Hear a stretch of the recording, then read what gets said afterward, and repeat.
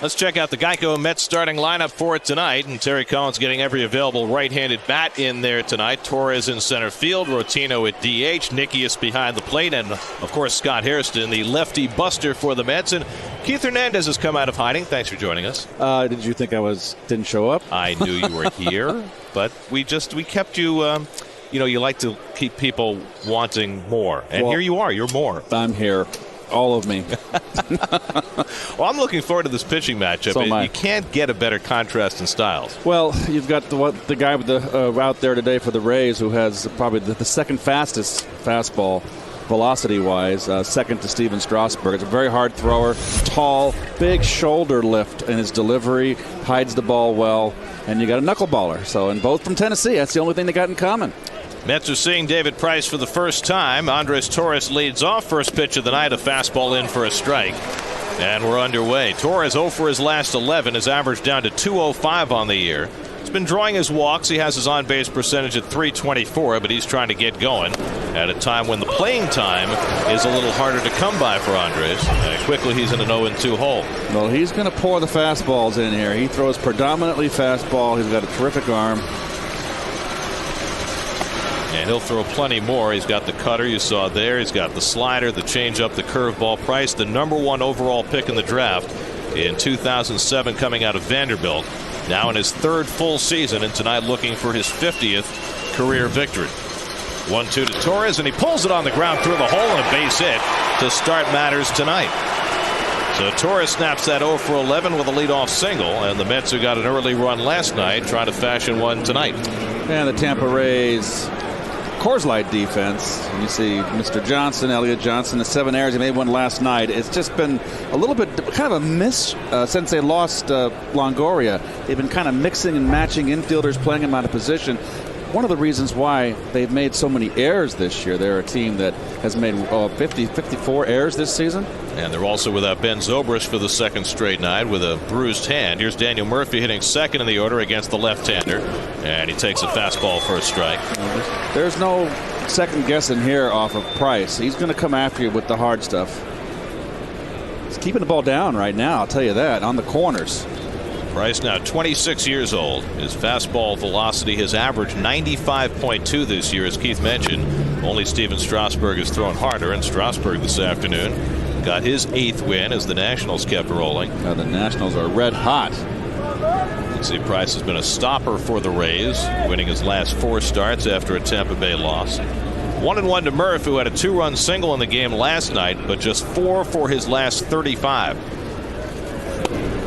And that misses. 2 balls and a strike. David Wright and Scott Hairston behind Murphy in the order. Mets last night put up their season high for runs with 11, scoring 9 of the 11 after 2 were out. Just an incredible stat. Nearly half their runs this year have now come with 2 out. Well, everybody, oh boy, Price gooses that throw to first base. Everybody got a hit in the lineup yesterday for the Mets except Jason Bay, who continues to struggle since coming off the DL. But Murph got a big hit. His solo hit last night had 2 RBIs on it late in the game. Now it's in that 6-run 7th inning. Mets had taken a 3-2 lead. Jordani Valdespin extended it, and then Murphy had the hit to build the lead before Ike Davis put it away with a 3-run homer. Yeah, 9 men batted around in the order there in that 7th inning. The entire order hit. All with 2 outs, if I believe. In fact, all after 2 out and nobody on. Only the second time in the last 13 years the Mets had an inning like that. And Price misses away with the fastball, and he falls behind on Murphy 3-1. Now Price will have his wildness streaks. He averages a little over 3 walks per 9 innings to go with 8 strikeouts per 9 innings. There are those 2-out run totals. As I said, nearly half the Met runs this year have scored that way, which is phenomenal. Now the 3-1. Torres runs, and Murphy grounds it down to Pena, and he'll take it to the bag for the first out of the night. Torres moves up after starting on 3-1. So a runner in scoring position for David Wright. David went 1 for 4 last night. 3rd in the National League with that .352 batting average. 2nd in the league with the .454 on base percentage. Top 10 in doubles and slugging and walks and runs scored and extra base hits and intentional walks. We've got, what, 25 games to the All-Star break. And David, you can see the defense right there. And you will note that Joe Maddon really has a lot of extreme defensive positionings. But basically straight up on David. Well, he has certainly used the entire field this year as he takes the first curveball from Price for ball one. And I think David hasn't tried to hit a home run this year. He's hitting .352. He got that torrid start. He's just been kind of treading water lately, but he's got 8 home runs without even trying, on a pace, like I said, with, 25 games for the All-Star break. And that's the key, of course, isn't it? Not even trying. Right, exactly. He's on a pace for 25, and that's fine. To me, it's all about runs scored and RBI. And while we've talked a lot about the Mets' lack of power this year, they're 13th in the National League in home runs. They are number 1 in the National League in doubles.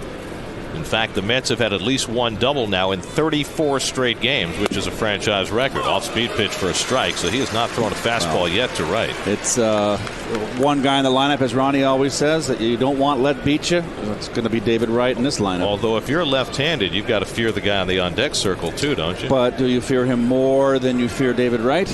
And of course, it's Scott Hairston, who has just tattooed lefties this year. Here's the 2-1. He comes inside with the fastball. After the second straight batter, Price has fallen behind 3-1. So David in a good hitting spot here. Let's see what he gets on 3-1 with first base open and Hairston on deck. Everybody else, he's just been aggressive. The first 2 hitters with fastballs. David, he's mixed it up. And Wright takes a fastball for a strike, 3-2. That's what I'd like to see David do a little more of when he gets ahead in the count, and particularly with men on base. They like to pitch him in. Go in there and to get a count in your favor, look in for a strike. If you don't get it, take it. Torres at second with 1 out.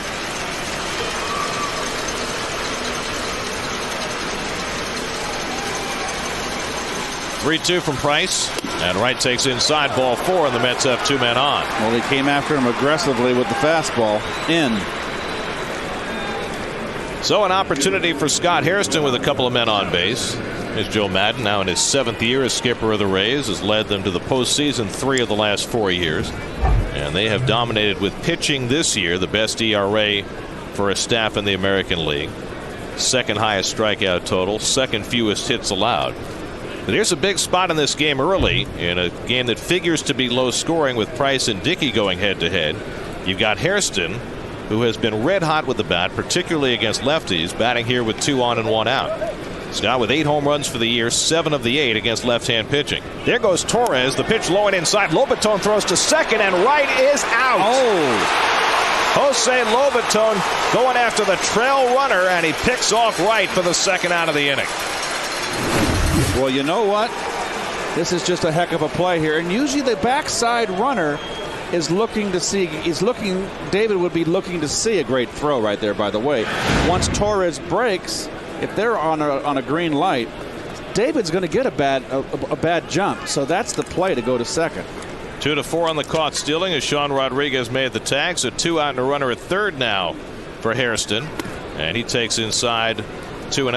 Well, I know you want to kind of push the envelope against a real tough pitcher, but I kind of a little bit of second guess there. I just get first and second, 1 out. Then you may have run yourself out of a big inning. Well, especially the way Hairston has been swinging the bat. And Scott takes a strike, a wide one on the outside corner, 2-1. I mean, you got Hairston, who has 7 homers and 66 at bats against lefties, a phenomenal home run rate. Now batting with 2 out, and he fouls off the changeup, and it's 2-2. So he's pitching Hairston. He's very carefully too. 2 off-speed pitches, 2-0 changeup, 2-1 changeup. Only other hitter in the majors who has as many home runs against lefties is Josh Hamilton. I bet you he goes after him inside with the fastball here, inside corner. Let's see what the catcher sets up. Fastball in. 2-2, and he does. And at 97, the hardest pitch he's thrown so far. Hairston fouls it off. No, Hairston got beat on that pitch, but got a piece of it. Lobaton, the backup catcher, throwing out a runner for only the 2nd time. He's been lightly used. He was on the disabled list for a month and a half. That was a huge play in this game, cutting down David Wright. who now has been caught in half of his 14 stolen base attempts this year.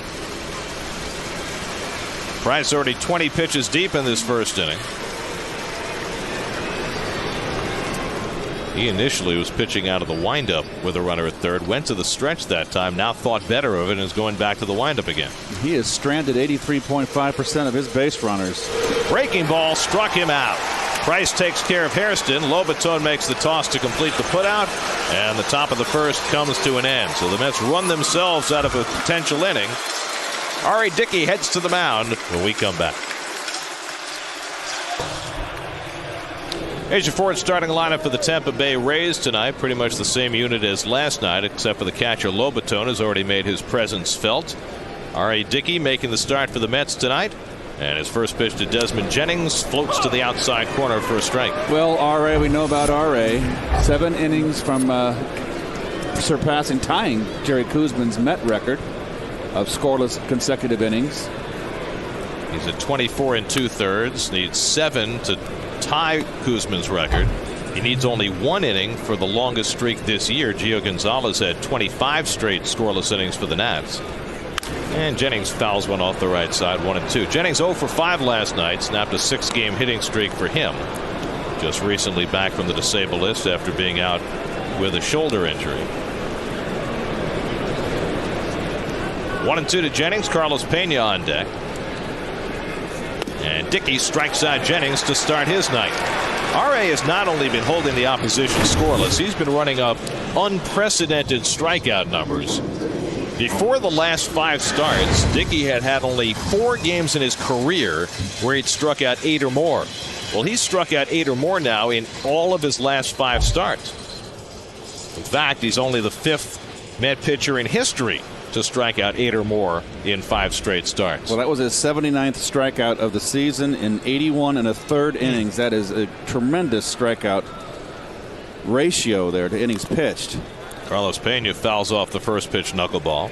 Pena 0 for 3 last night. He's been in a deep slump, just 9 for his last 73. He draws his walks, though. He's second in the American League in walks, also third in strikeouts, hitting a .195 with 8 home runs. And he has 2 home runs in his career against R.A. Dickey.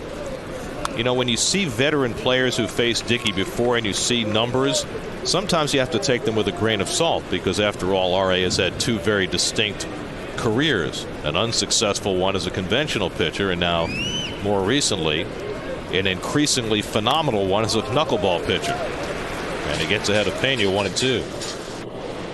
And this year he just seems to have, obviously, 9-1. He's come into his own, and just we could just see his demeanor out there, that he knows he belongs. His confidence is flowing. Ahead on Pena 1-2. And he gets them. Back-to-back strikeouts for Dickey to start the night. So 2 out and nobody on. B.J. Upton coming up. Well, if Dickey keeps on striking him out, I won't have to do the Mets Lexus defense. It won't be needed. Quintanilla's 14th start at shortstop has made 2 errors. They've been 2 critical errors, but all in all, he has done an outstanding job defensively when he took over that position when Tejada went down. Maybe you should have mentioned Nickius, because he's the only guy on the field other than Dickey who's touched the ball so far. That's true. That's right. We've got to have a catcher. B.J. Upton 2 for 5 last night, and the very slow knuckleball is outside, a ball and a strike. Well, you know, another thing too, everybody talks about the strikeouts, but you know, also too, Dickey only has 19 walks in 81 innings pitched, which is just incredible for a knuckleballer. And lately he's even been more stingy as far as the walks are concerned. So everything has come together for R.A., including the venue tonight, as that one's bounced down to third, right at the bag. Right can't make the bare hand play, and Upton has an infield hit. Second straight night that Upton has hit a ball down to right, his buddy from youth baseball, and is wound up with an infield hit. Well, no need to bare hand here. A little backhand and a quick exchange, and you throw the runner out.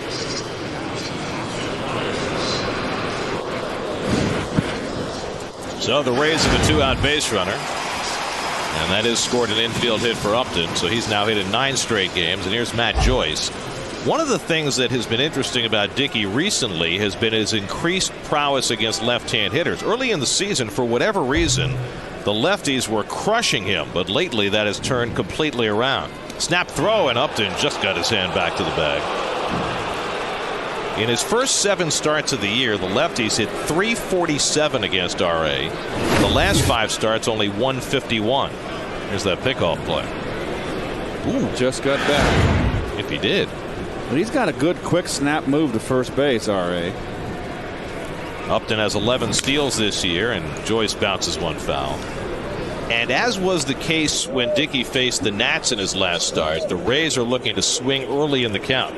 Word has gotten out. Dickey is not going to fall behind. You can't wait him out like you can with most knuckleballers.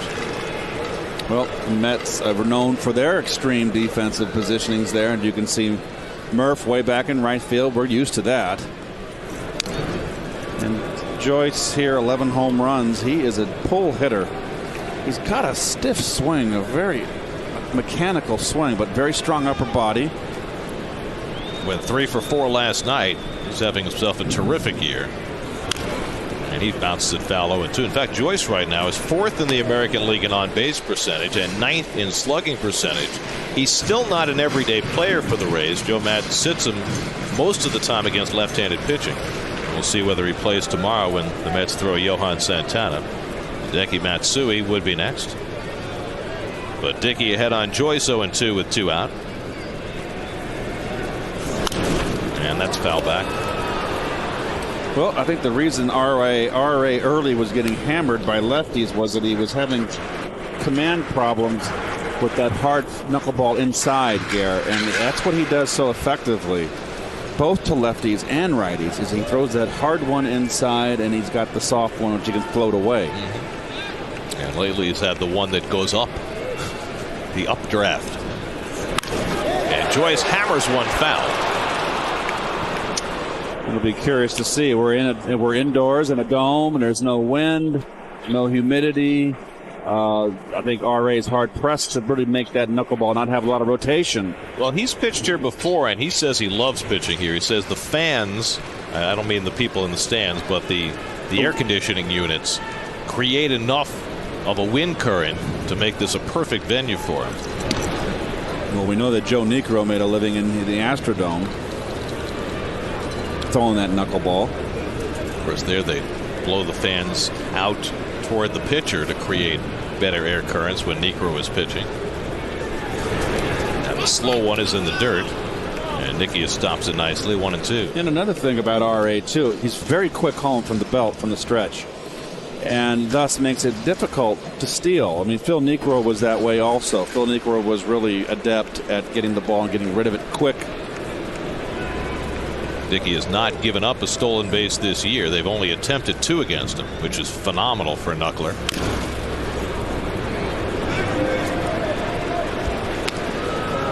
I mean, he made that pickoff move on Upton, nearly picked him off, and Upton is now getting a 1.5 step lead off first base. He's not taking any chances at all.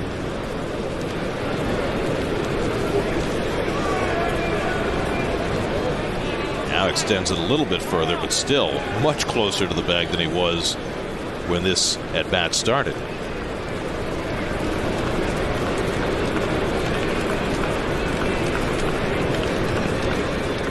Seventh pitch of the at bat from Dickey to Joyce, and the hard knuckleball is inside, 2-2. Yeah, good at bat by Joyce there. He seems to really be getting some good swings on Dickey. Seen a lot of those lately. He's been off the charts. 7 straight wins over his last 9 starts, a 1.55 ERA in those 9 starts. That's how good RA has been. Runner goes, and Joyce hits it out to center field, playable for Torres, and Andres has it, and the inning is over. So Dickey gives up an infield hit, strikes out a pair. We go to the second, no score. This is his 5th game back, and now facing a tough guy in David Price. Bay is the only Met hitter in the lineup who's ever faced Price before. He's 2 for 5 with a home run against him. But that was back in his salad days with the Red Sox. Ball and a strike to Jason. Vinny Rotino and Ike Davis to follow here in the second. Jason went 0 for 5 last night. The only Met in the lineup who failed to get a hit. And Price working those right-hand hitters inside, gets ahead 1-2. Vinny Rotino serving as the DH for the first time in his career tonight.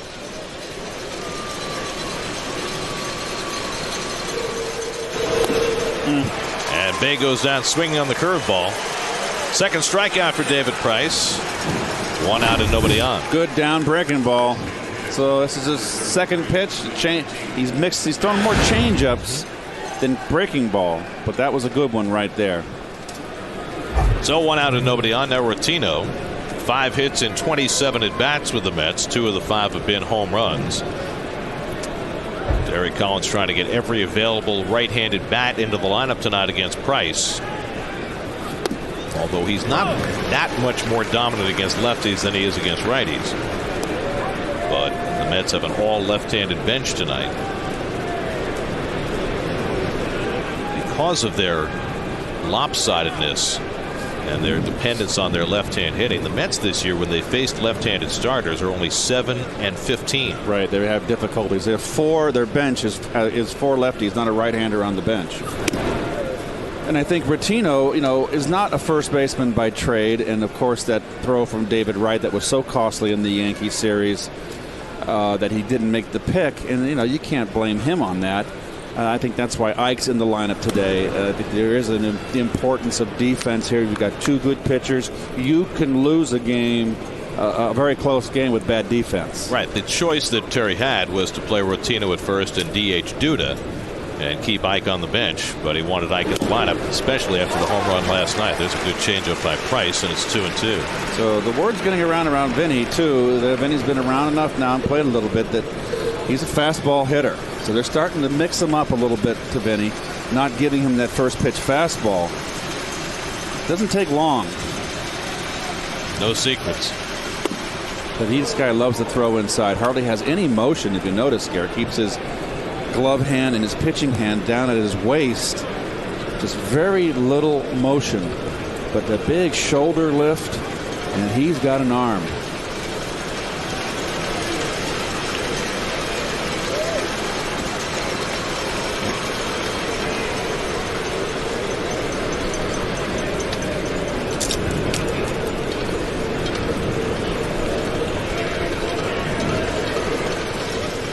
Price with a 3-2, and Rotino takes the breaking ball for ball 4. That's a little surprising. A lot of respect for Vinny Rotino, a 3-2 curveball. So the second walk issued by Price, and the Mets have a 1-out base runner for Ike Davis. Well, Ike got the big home run last night off of Howell. They really roughed him up, and it was kind of painful to see. An 86-mile-an-hour fastball J.P. Howell was throwing. Mets had 3 hits and 3 runs in a third of an inning. It was Ike's 6th home run of the year, his first in more than a month. In fact, it was also his first 2-hit game in more than a month. So now Ike has put 3 pretty good games together, and he takes a strike from Price. Last 3 games, Ike is 4 for 7 with 3 walks. That home run, 4 RBIs, as he tries to edge out of the doldrums. All of his multiple hit games have been on the road. All of his home runs have been on the road. Funny, isn't it? It's a good curveball by Price, and it's 0-2. Well, the home run off the lefty last night, he's now hit 3 of his 6 against left-handers this year. So when he gets going, the lefties are not really an issue. This lefty, of course, is one of the elite pitchers in baseball.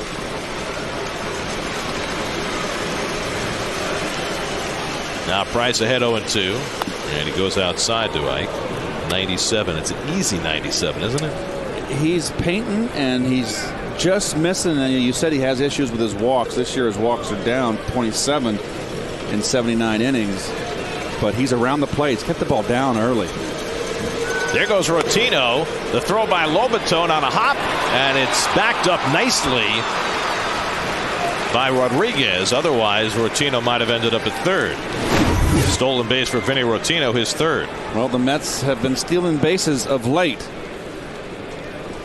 trying to scrape as many runs as they can. Haven't got the power, trying to just make it happen. It's a nice play by Rodriguez. Because as was the case last night in a similar play, B.J. Upton was not exactly in position to back up. Yep, absolutely. If Rodriguez doesn't knock that ball down. Now the 2-2 to Davis. Curveball poked the other way along the line, and that falls foul. Oh. Just foul. Ike almost got himself a little duck snort, but he'll come back with a 2-2 count. Well, he's still out in front. Still starting too quick. It just makes me think here. You watch the ball hit just foul. This is would have been a nice little Texas ligger for your Met fan. See if he comes inside with a fastball here. Or you can bounce the curveball in the dirt. It's his option.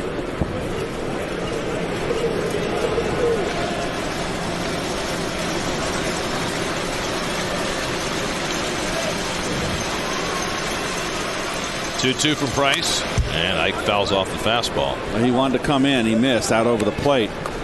Well, if nothing else, the Mets are forcing Price to throw a lot of pitches early, which was the case in his last start. He pitched at Yankee Stadium last Thursday. Pitched very well for 5 innings, gave up a run on 3 hits, but he walked 4 in that game and threw 109 pitches in 5 innings and had to come out at that point. Wound up with the victory.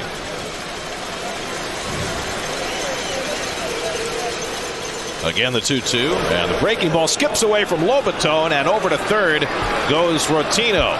They called the half swing on Davis at strike 3, I believe, or did they? I think it's ball 3. Okay. I thought I saw an indication from the home plate umpire Lance Barrett, but I guess not. Oh, he was pointing at the third base umpire and asking for help. So it is ball 3 to Davis, a wild pitch moving Rotino to third. Paul Schreiber at third, and they're going to bring the infield in here. Well, Joe Madden brought the infield in early last night as well, and he's going to do it here in the second inning of a scoreless game with 2 aces on the mound. So Ike has worked the count from 0-2 to 3-2, and he takes it high, ball 4, and the Mets have runners at the corner. So Price, after getting ahead on Davis 0-2, loses him to a walk, and he's a little unhappy about that last call by Lance Barrett. Sure didn't miss by much. So now an opportunity for Mike Nickius, who has really struggled at the plate. 0 for his last 13, 2 for his last 38. But a chance here with at least a fly ball to get the Mets an early lead.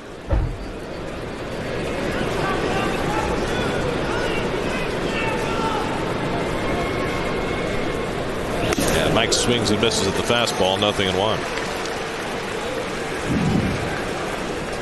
Nicky is 2 for 4 this year at getting a runner in from third with less than 2 out. He threw that one right by him. I just got to believe he's going to go after him with the cheddar.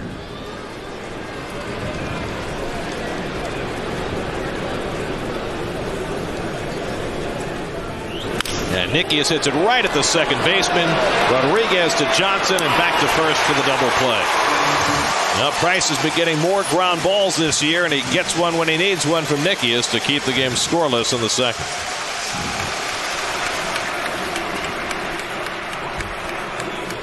Tonight's Twisted But True Fact is brought to you by Twisted Tea, the hard iced tea that tastes like real iced tea. Tropicana Field, 8-story high rotunda, designed from the original blueprints used at Ebbets Field. No, I wouldn't have known that. Hideki Matsui leading off in the home second inning, takes ball 1. Matsui DHing for the second straight night, leaving Luke Scott on the bench. Matsui 1 for 3 last night. Drove what turned out to be a single off the wall in right. Only a single because of some bad base running by B.J. Upton. Should have had a couple of RBIs. He got only 1. For 1 out with the bases loaded and Upton tagged up on the line drive off the wall in right field.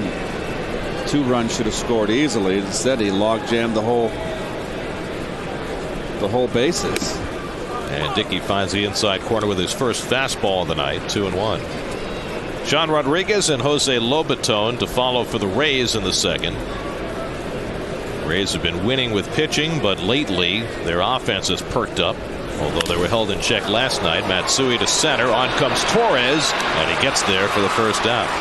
Well, Torres has had a couple of fly balls, and he's seen them just fine. Last night it was a problem for Kirk Nieuwenhuis and Lucas Duda in the Mets outfield. We took a camera to try and give you an outfielder's perspective during batting practice tonight, just to look at what you have to deal with as an outfielder here. Well, they said that they lost it when it got into the tracking, the circles, the concentric circles.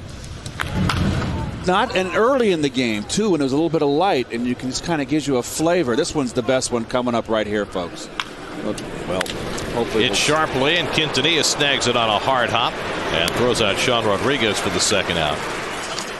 Here's the one that really gives you an idea. It's a fly ball to center field, and you can see they lose it right in with the tracking. Well, the lights are there too. Right, know? you've got the rings, you've got the lights, and you've got the fabric of the roof all to contend with. And I was talking with Kirk Neuenhuis before the game tonight, and he said it was the scaffolding. It was not the ceiling per se, although he did say as it got later in the evening, it got darker outside, it was easier to track the ball. And he said the one that fell that he never saw, he never took his eye off the ball, but he just flat lost it. And Lucas had some problems too due to Jose Lobaton behind on the count 0-2. But Chris Young pitched out of every early in those early innings. Well, what Young had to do was throw a lot more pitches to get through those innings. Probably kept him from going 6 or 7 innings last night. The good part for Young, though, is he was able to stretch his pitch count to 106, which was very encouraging. Now it'll be a test in his next start coming back Sunday against the Reds, because for the first time he'll be pitching on regular rest. A very slow knuckleball is outside, and it's 1-2 to Lobaton. Well, Dickey now has the longest shutout string of the year, 25 2/3 coming into this inning. And he strikes out Lobaton, make it 26 2/3. So Dickey just keeps on rolling. His third strikeout of the night. No score after 2 in St. Pete.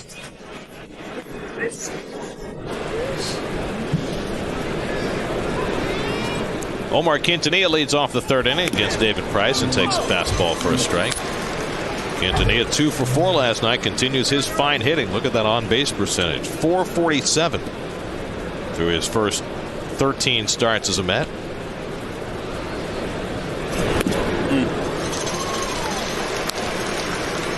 Price has got all the pitches, doesn't he? Yeah, he does. And you got, it's easy up here sitting on the chair with that center field camera.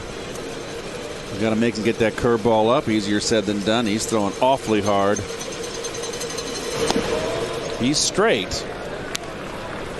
He hasn't got much movement, and he is really down in the strike zone with that fastball. Now the 1-2 to Quintanilla, and he just got a piece of that to stay alive.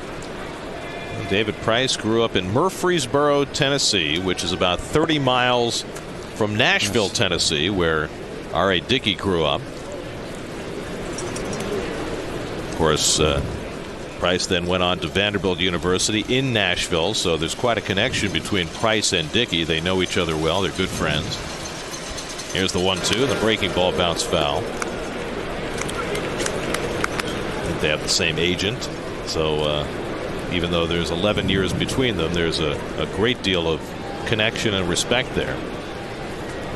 Of course, the Mets' Mike Baxter also went to Vanderbilt, and he works out with David Price in the offseason, along with Pedro Alvarez, who also went there. Fastball, call strike 3. Quintanilla caught looking. Price with his third strikeout. Well, he's on the corners, and when he misses, he doesn't miss over the plate. And this is on the outside corner. Love this view. We got this in Toronto. You can only get it in a domed stadium. A shot from in front of the plate to see where the ball crosses.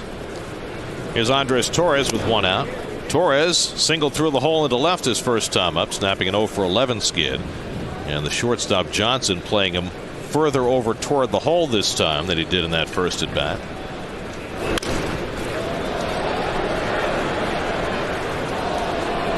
That's threatened in each of the first 2 innings. They ran themselves out of an inning in the first. Torres trying to lead a double steal, but David Wright, the back runner, was thrown out, and so Torres does not get credit for a stolen base.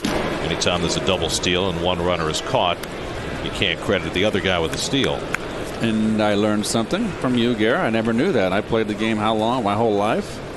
I did not know that. No freebies in this game. the Milton Freeman rule. No such thing as a free stolen base. That's right. 2-2 to Torres. And then in the second inning, Mets at first and third after a couple of walks, but Nicky is grounded into a double play.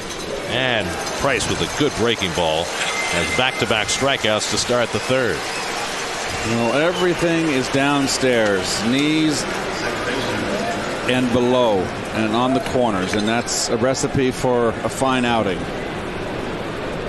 So 2 out and nobody on. Now Daniel Murphy, who grounded out to first base his first trip.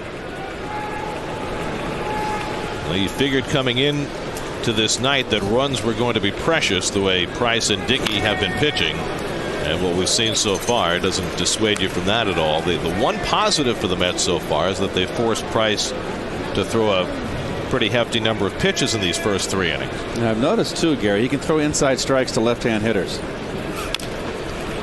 And that a lot of lefties, the reason why they can't get left-handers out, you've heard all the time, you got a guy out in the bullpen, a couple left-handers, and they get right-handers out better than left-handers. Well, that's because a lot of left-handers cannot throw that inside corner strike. This man can.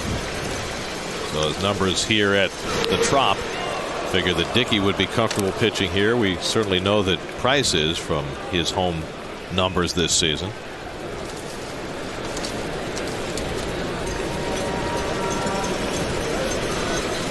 He's ahead on Murphy, 1-2. And the curveball, foul tip. Below Baton catches it, and Price strikes out the side in the third inning. 5 strikeouts for David Price in a scoreless game in St. Pete. Elliott Johnson leads off the home third for the Rays. Johnson 1 for 4 last night, and he drills one foul, getting out ahead of that first pitch knuckleball. Johnson, the number 8 hitter, playing shortstop tonight. He can play just about everywhere. So can the guy on deck, Will Rhymes. It's one thing the Rays have in bulk is versatility. A lot of players who can play different places. And Joe Maddon has been something of a mad scientist with his lineups this year. You never know who's going to be batting cleanup or hitting leadoff. He's had injuries to contend with, which have forced him to shuffle even more. And the Rays, with all that, are 9 games over 500 and just a game out of first place in the AL East. There's a fastball he threw right there.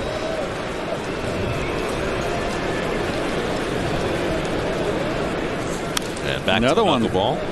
Looked like another one to me. Let's see. Nope. Sometimes it's hard to tell with that I hard know, knuckleball. because he throws it so hard. I don't think there's ever been a knuckleballer in history that I'm aware of who's thrown the knuckleball as hard as R.A. does. Strike 3, Nickius makes the toss, and Johnson retired. 4th strikeout of the night for R.A. Dickey.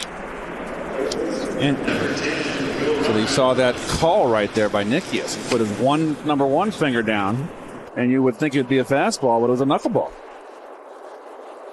Maybe we'll take a little peek in there and see what the fastball call is. Probably 2. That's all he throws. You're right.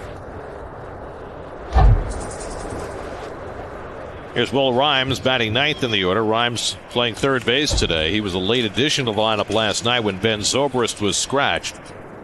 Zobrist had been struggling early in the year and has just gotten going, and it's a big blow for Joe Maddon not to have him in the lineup, especially with Longoria already out. Well, Longoria is here. You took some BP today. Been taking batting practice, but he's not ready yet. Not by a long shot.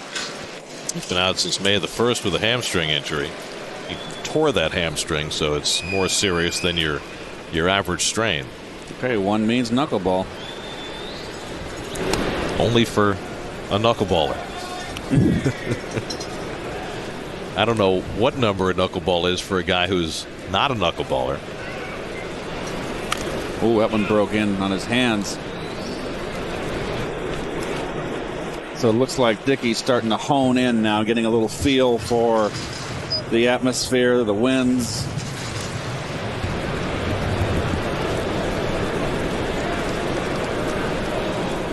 One to Rhymes, and he swings over the knuckleball. 1-2.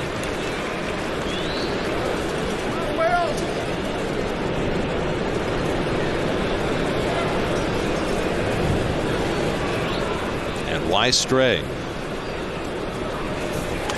That's a in strike. there for a call, strike 3. Dickey was completely handcuffed by it, but it was right down the middle of the plate, and Rhymes is out. Oh, it's a late break. It's comical to watch sometimes, isn't it? Yep. I mean, the hitter doesn't know where it's going, the catcher doesn't know, and Ari himself doesn't really know. Desmond Jennings flails at one. I talked to Ari the other day about the release point of the knuckleball and what he's aiming at, and he says that what he aims at is 2 imaginary baseballs above the catcher's mask, above his helmet, and that if he throws it there, it will break down into the strike zone. He gets the ground out from Jennings. 1, 2, 3 innings, 7 in a row retired by Dickey. His scoreless string continues. 4th inning in a scoreless game. The Mets had the best scoring chance against David Price in the first inning. Well, they had him in the first and second, but they ran themselves out of an opportunity in the first when Andres Torres led a double steal. David Wright, the backside runner, was thrown out at second base, and then Price struck out Hairston to get out of the jam. Well, here it is right here. Now, David's keying off of Torres, the lead runner. Now, it's a green light. See how he got a bad jump? He's also got to get maybe a little bit bigger lead. Remember, the first baseman's not going to be holding you on. So my feeling is this. This is a grounder to short. Nice footwork by Pena for the first out. You don't have to steal if you're the back runner. If you've got a bad jump, you can hold. But the problem with that is your manager or your coach might think that you fell asleep, and that's why you didn't steal, because you're supposed to run on the backside. But if you get a bad jump, and that's just good heads up by Jose Molina right there, throwing to second base. You mean Lobaton? Lobaton, excuse me. But if you're the runner at first base, is there communication with the runner at second? That's something that we're going to have to go down and have a chat, and because you can have a sign that okay, Torres could have a sign with the back. Torres can have a sign with the back runner. It could be as simple as putting your hand on your hat, pulling tucking on your pants with your right. Any kind of sign that's really discreet, and that's something that Wright knows. But obviously, right there with David getting such a bad jump on the backside, I don't think there was any signal going back and forth between them. But if you're the runner at first, are you watching the runner at second before the pitch is thrown? Yes. to get an idea whether you need to key off him? Yes, and you see it a lot because there's a lot more double stealing today than I've seen in a long time. And I notice a lot of runners are very much, especially with a fast runner, a stolen base threat, they're very much keyed on the lead runner. 1-2 to Hairston on the outside corner, and Hairston is caught looking on the cutter. 6 strikeouts for David Price. Little backdoor slider, and it's up. One of the few pitches up, but it got the corner. So there's 11 strikeouts in this game early. It's about what we expected. Price has struck out as many as 12 in a game this year, as many as 14 in his career. Jason Bay takes it wide. Bay struck out his first time up. So Hairston in the lineup because of his prowess against lefties, and Price has now struck him out twice, using a different pitching pattern each time. A couple of changeups to Bay, and he's fallen behind 2-0. That's a pretty impressive strikeout right there. That percentage. What does that tell you, that 41% of his strikeouts have come on called third strikes? He gets Bay. Fastball's in, I bet you. 1-2-3 inning for Price. We go to the bottom of the 4th, still no score.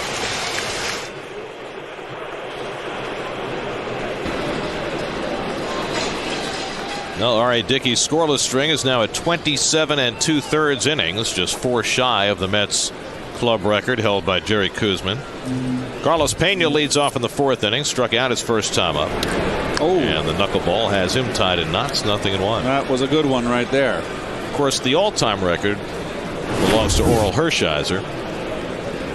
You can see that knuckleball move in and down. Hershiser threw 59 consecutive scoreless innings, breaking Don Drysdale's record back in 1988. And Dickey quickly ahead on Pena 0-2.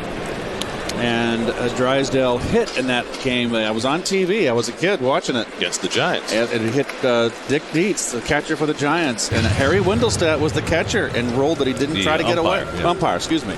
home plate umpiring ruled that he didn't try to get away from the pitch and called him back. Kept the scoreless string intact. And there's a swing and a miss. Dickey has strikeout number 6. 1 out and nobody on. Time Warner Cable helps you enjoy all the things you love better. For more on tonight's game, here's Kevin Burkhardt. Talking to B.J. Upton before the game, and we've talked a lot about him growing up with David Wright and their friendship. So I was trying to ask about their basketball friendship and playing hoops, and he compared David Wright, get this, guys, to Steve Wojciechowski, the X2 card. I was like, where did that one come from? He said, ran the floor, set the screens, took charges, things like that. He said Wright claims that he dunked on me. No chance, no visual evidence of that ever happening. But BJ's got a big basketball background, actually. His father, Manny, is a college referee. He said growing up, it was amazing. I would go to all of his games. At that time, he was in the ACC. So I saw Tim Duncan at Wake Forest, and Antoine Jameson is right. That's foul ball. Antoine Jameson and Vince Carter in North Carolina. I would get to go and before the game shoot around on the same floor with those guys. What an experience that was. Said even growing up, played with my dad, Manny. He was bigger than me, though. He got me in the post. It was tough. But I'll tell you what, I learned what was a foul and what wasn't. That's for sure. Guys. Of course, it was from Manny that BJ got his nickname, because his father, Manny, was nicknamed Boss Man. And BJ is Boss Man Jr. 1 and 2. I'd like to know, though, if David was Steve Wojciechowski, if he slammed his palms on the floor on defense the way Wojo used to. 1-2 from Dickey to Upton, and he crowds him. 2 and 2. Upton is the only base runner for the Rays tonight. Hit one right near the third base bag. Wright tried to barehand it, couldn't do it, and Upton had an infield hit, and that's the only base runner against Dickey tonight. And now he runs a full count. Ray has not walked a batter. He's struck out 6. His recent strikeout walk ratio is just ridiculous. And he gets Upton. 7 strikeouts for Dickey in the first 3 2/3, and he just keeps getting better and better and better. Well, this Ray lineup, that doesn't break at all. That's straight as a string. They're just they're clueless up there what to do. Including tonight, in his last 6 starts, Dickey has now walked 4 and struck out 53. That's just off the charts. I don't care what kind of pitcher you are.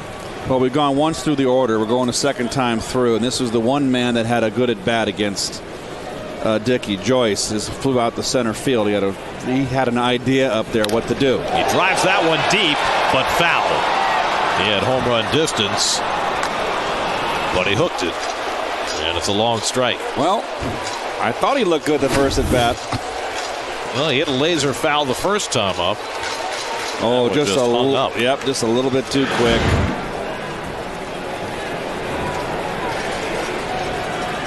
Time to bounce one. Off the plate, a ball and a strike. Dickey's now retired 9 in a row since the Upton infield hit. And the Mets put on the full tilt shift against Joyce with Matsui on deck.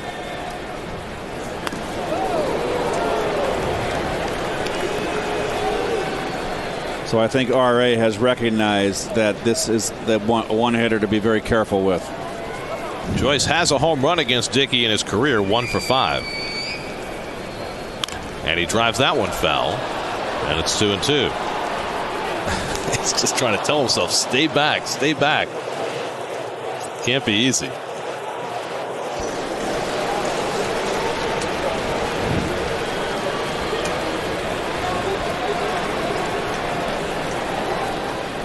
Two. Inside, so for the second straight hitter, Dickey's gone to a full count. Yep, and he's looked good laying off the ones that are the bait knuckleball and down and in like that pitch. He is a threat up there. It's the one threat in the lineup I've seen thus far. 11 home runs this year.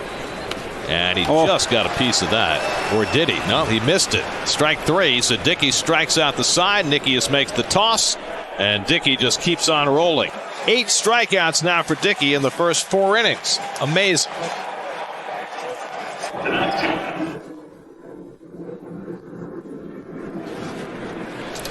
Vinny Rotino leads off in the 5th inning in a scoreless game against David Price. Price had to work out of jams in each of the first 2 innings, but now he's retired 7 in a row. Struck out 6 in the first 4. Rotino walked and stole a base in the 2nd inning. And Vinny takes an off-speed pitch for a strike.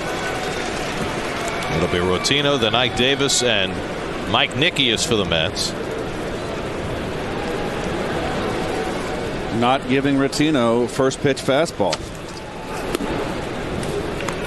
Second pitch fastball. Yes. And again working inside.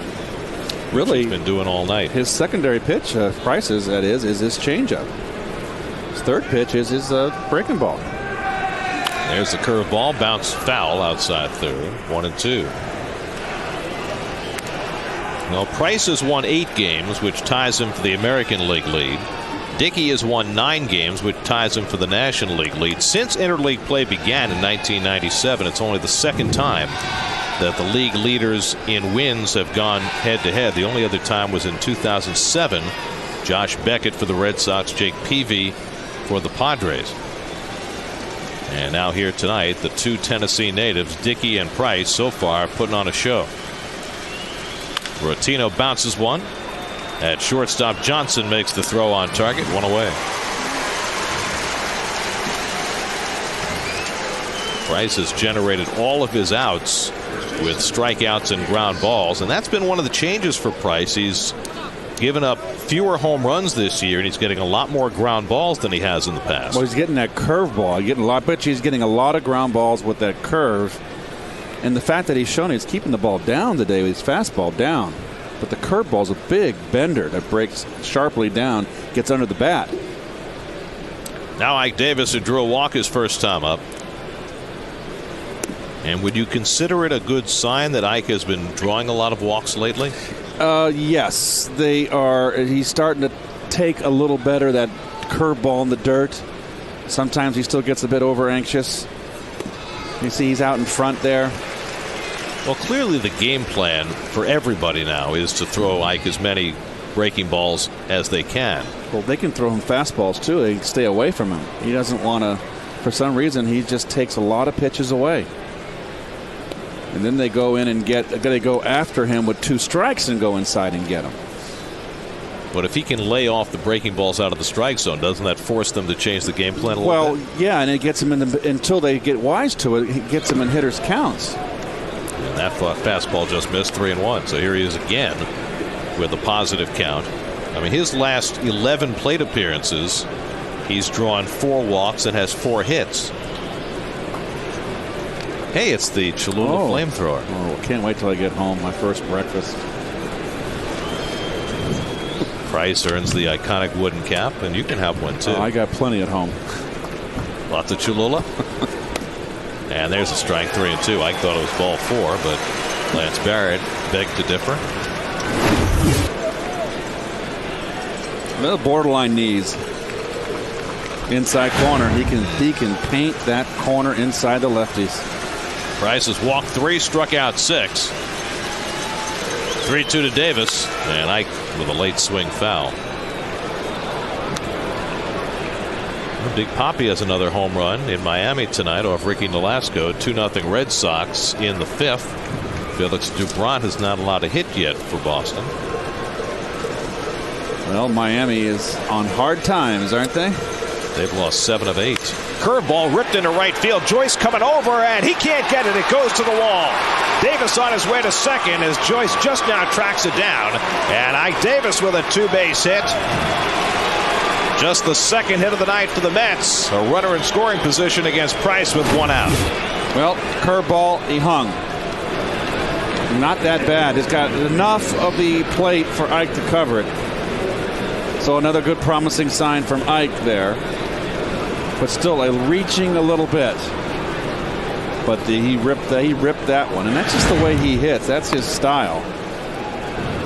So in his last 12 plate appearances now, Ike has 5 hits, including a home run, a couple of doubles, and 4 walks. The Mets just keep on piling up doubles.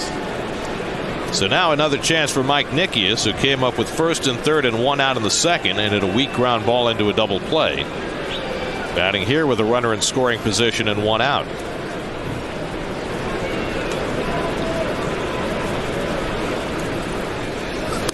Mike takes the fastball wide for ball 1. Dickey is 0 for his last 14, 2 for his last 39. One nice little single here, and all that's forgotten.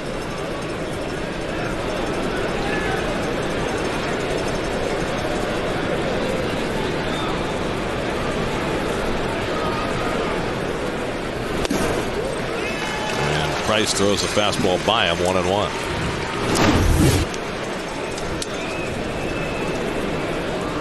That had right down the middle. Boy.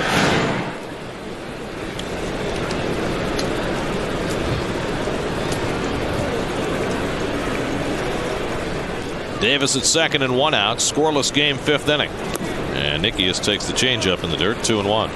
Omar Quintanilla, the number 9 hitter, waits on deck.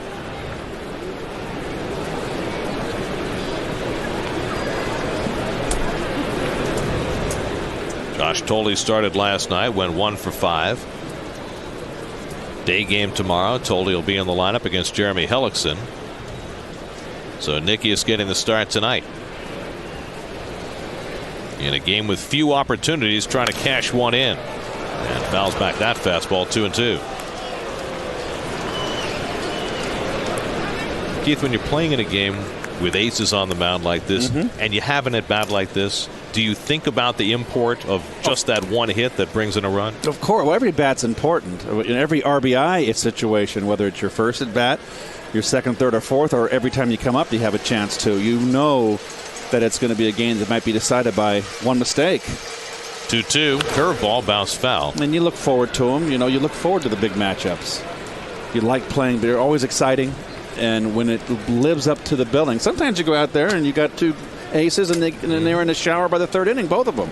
But when they both live up to it and pitch quality games, it's fun to be in the field behind it. It's fun to get up there and challenge on facing an ace with his good stuff. See those numbers on Price stranding runners. Dickey's numbers are very similar to that. 2-2 to Nickius, and the breaking ball down. So Nickius putting together a pretty good at bat here, and has run the count to 3-2. Well, Price doesn't want to lose Nickius here.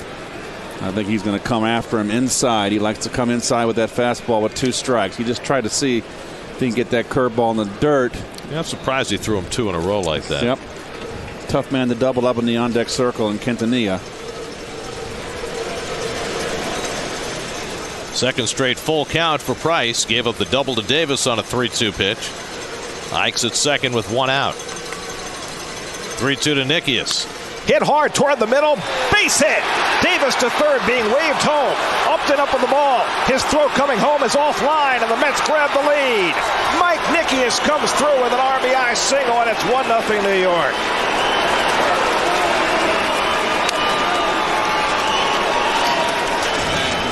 Well, 2 guys hitting on the interstate produced the first run for the Mets.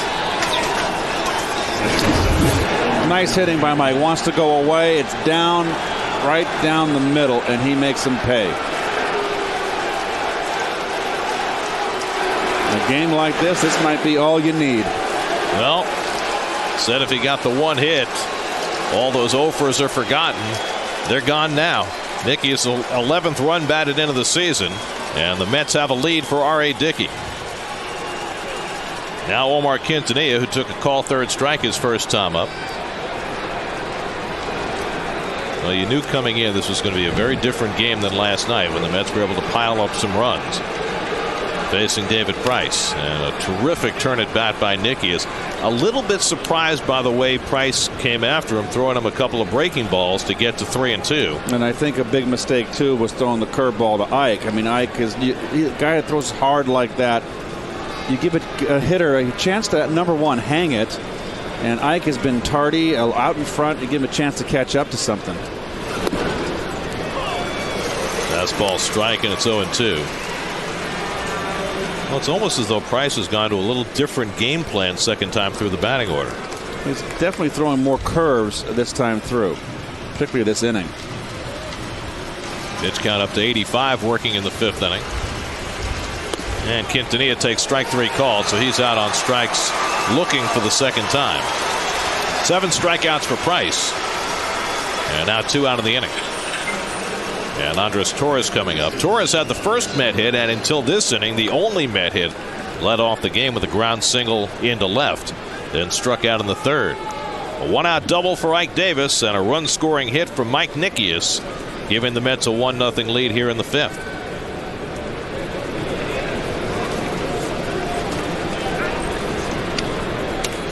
Sometimes I think you can overthink. You've really got Ike Davis coming in, struggling, hitting in the 170s, and you know you're worried. Okay, as a pitcher, maybe one pitch you can hit a home run, and you maybe give the hitter too much credit there. He's got good enough power stuff to just go after anybody, really. Well, you wonder sometimes with a relatively young pitcher like that who's got multiple weapons, whether he forgets sometimes how good his fastball is.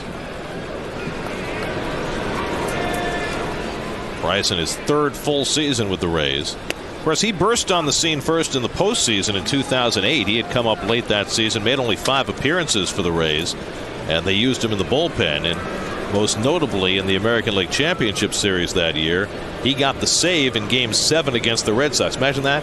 5 appearances deep into your big league career, and you're pitching Game 7 in the LCS. Joe Madden ran him out there, and he got the last 4 outs against the Red Sox in Game 7 to get the Rays into the World Series. That was the way Price's career began. He spent some time in the minors the next year, but they called him up in 09 to make 23 starts. He was 10-7, didn't pitch all that well, but really blossomed in 2010 when he won 19 games. Torres drives one down the left field line. That's on the chalk and down into the corner. On his way to third is Dickey. He's going to be held up there. And in at second with a double is Andres Torres. So the Mets have their 3rd hit of the inning and their 2nd extra base hit as Torres just kept it fair down the line. Wants it away, and look, he bleeds it out down and in, and Torres covers it. That's a fastball. He ripped it. And I'll tell you what, Jennings has played that little carom right there 2 nights in a row perfectly. And Dickey is not fleet of foot. Unfortunately for the Mets, there's no chance to score once that ball's fielded cleanly. Last night it was on the ball hit by Neuenhuis when Quintanilla had to stop at third. That was also in the 5th inning. So a big at bat coming up for Daniel Murphy. The Mets have taken a 1-0 lead, and here they are in their favored situation with 2 outs and runners in scoring position. And Murphy with a chance to drive in a couple. Jim Hickey, the pitching coach, finished with his conversation with David Price. Price about to throw his 90th pitch of the night, working in the 5th inning. So it's the 2nd straight start for Price where he's really had an elevated pitch count. You mentioned that he threw 109 in 5 innings against the Yankees last Thursday. I think he's lost a couple miles per hour on his fastball in this inning. Maybe enough. I mean, he was throwing bullets the first 4. Murphy's 0 for 2 tonight, grounded out and struck out. And a big 2-run single in the game last night, and a chance for one now. Straight away on Murph. And Murphy grounds one toward the hole. Base hit. And is Dickey. Here comes Torres around third. Joyce is thrown to the plate, and Torres is in safely. Daniel Murphy comes through with a 2-run single, and it's 3-0 New York. 2 more 2-out runs for the New York Mets. Boy, I tell you what here, this is the ground ball in the right spot, but Carlos Pena never even broke for it. I thought if he had a chance, if he broke off quick, he might have had a chance to knock it down, make a play. But how about the Mets? Dickey can walk home. Torres, who can fly, you're not going to throw him out. Well, Murphy has not been hitting much, but the last 2 nights he's gotten the big hit to drive in a pair. And now it's 3-0 New York. David Wright, the batter. And David takes inside ball 1. David walked in the first, grounded to short in the 4th, 0 for 1. Nobody throwing yet, but at least they are stirring now in the Tampa Bay bullpen.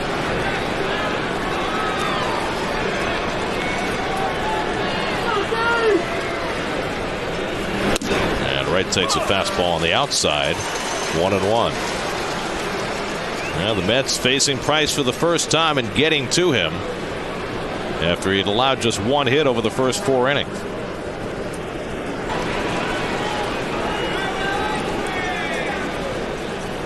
And again, he forces David to move his feet. He's been doing that all night. Well, he's been hurt out over the middle. So he's going to start coming inside again where he had his success early. difference in David this year compared to the last two. You move him off the plate like that, he's still in the at bat. And 3 times now he throws one down near David's feet. 3-1.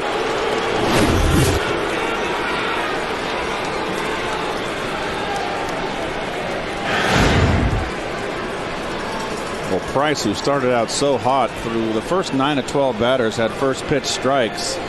The last 11, only 2. And Wright fouls it away. 3-2.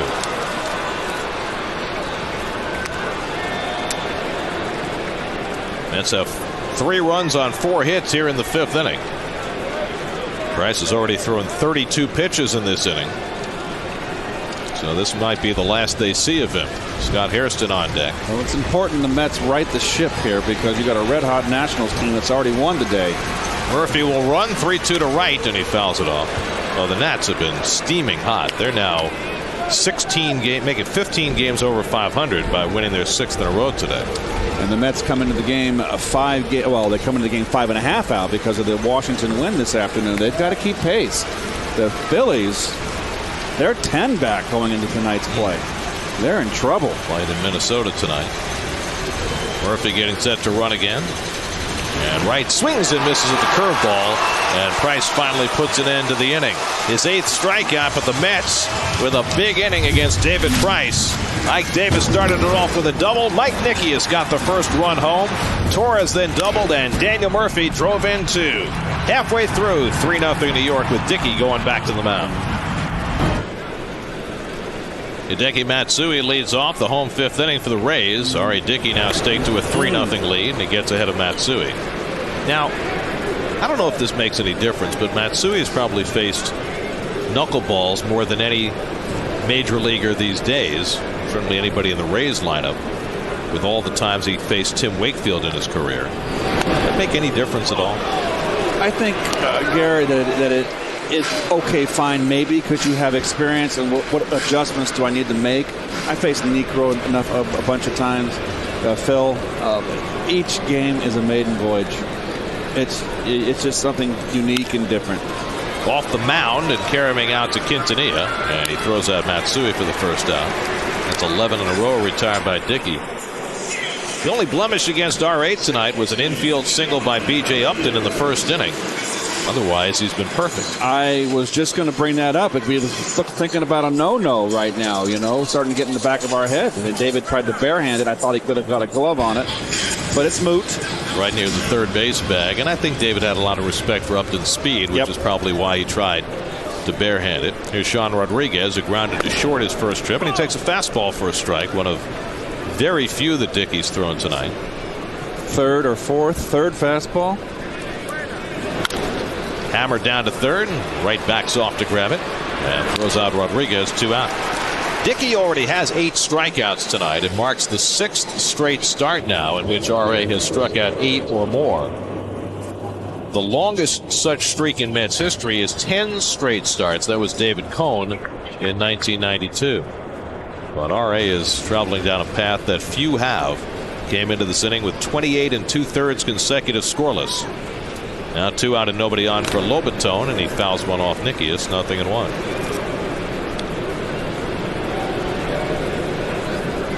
Pedro Martinez, the last to strike out 8 or more in 6 straight starts.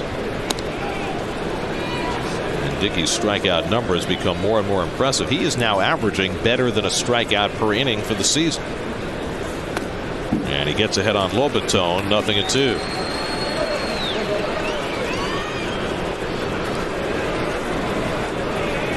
Jose Lobaton making just his 10th start of the year. Spent about a month and a half on the disabled list with a shoulder. And he got a piece of that one to foul it off.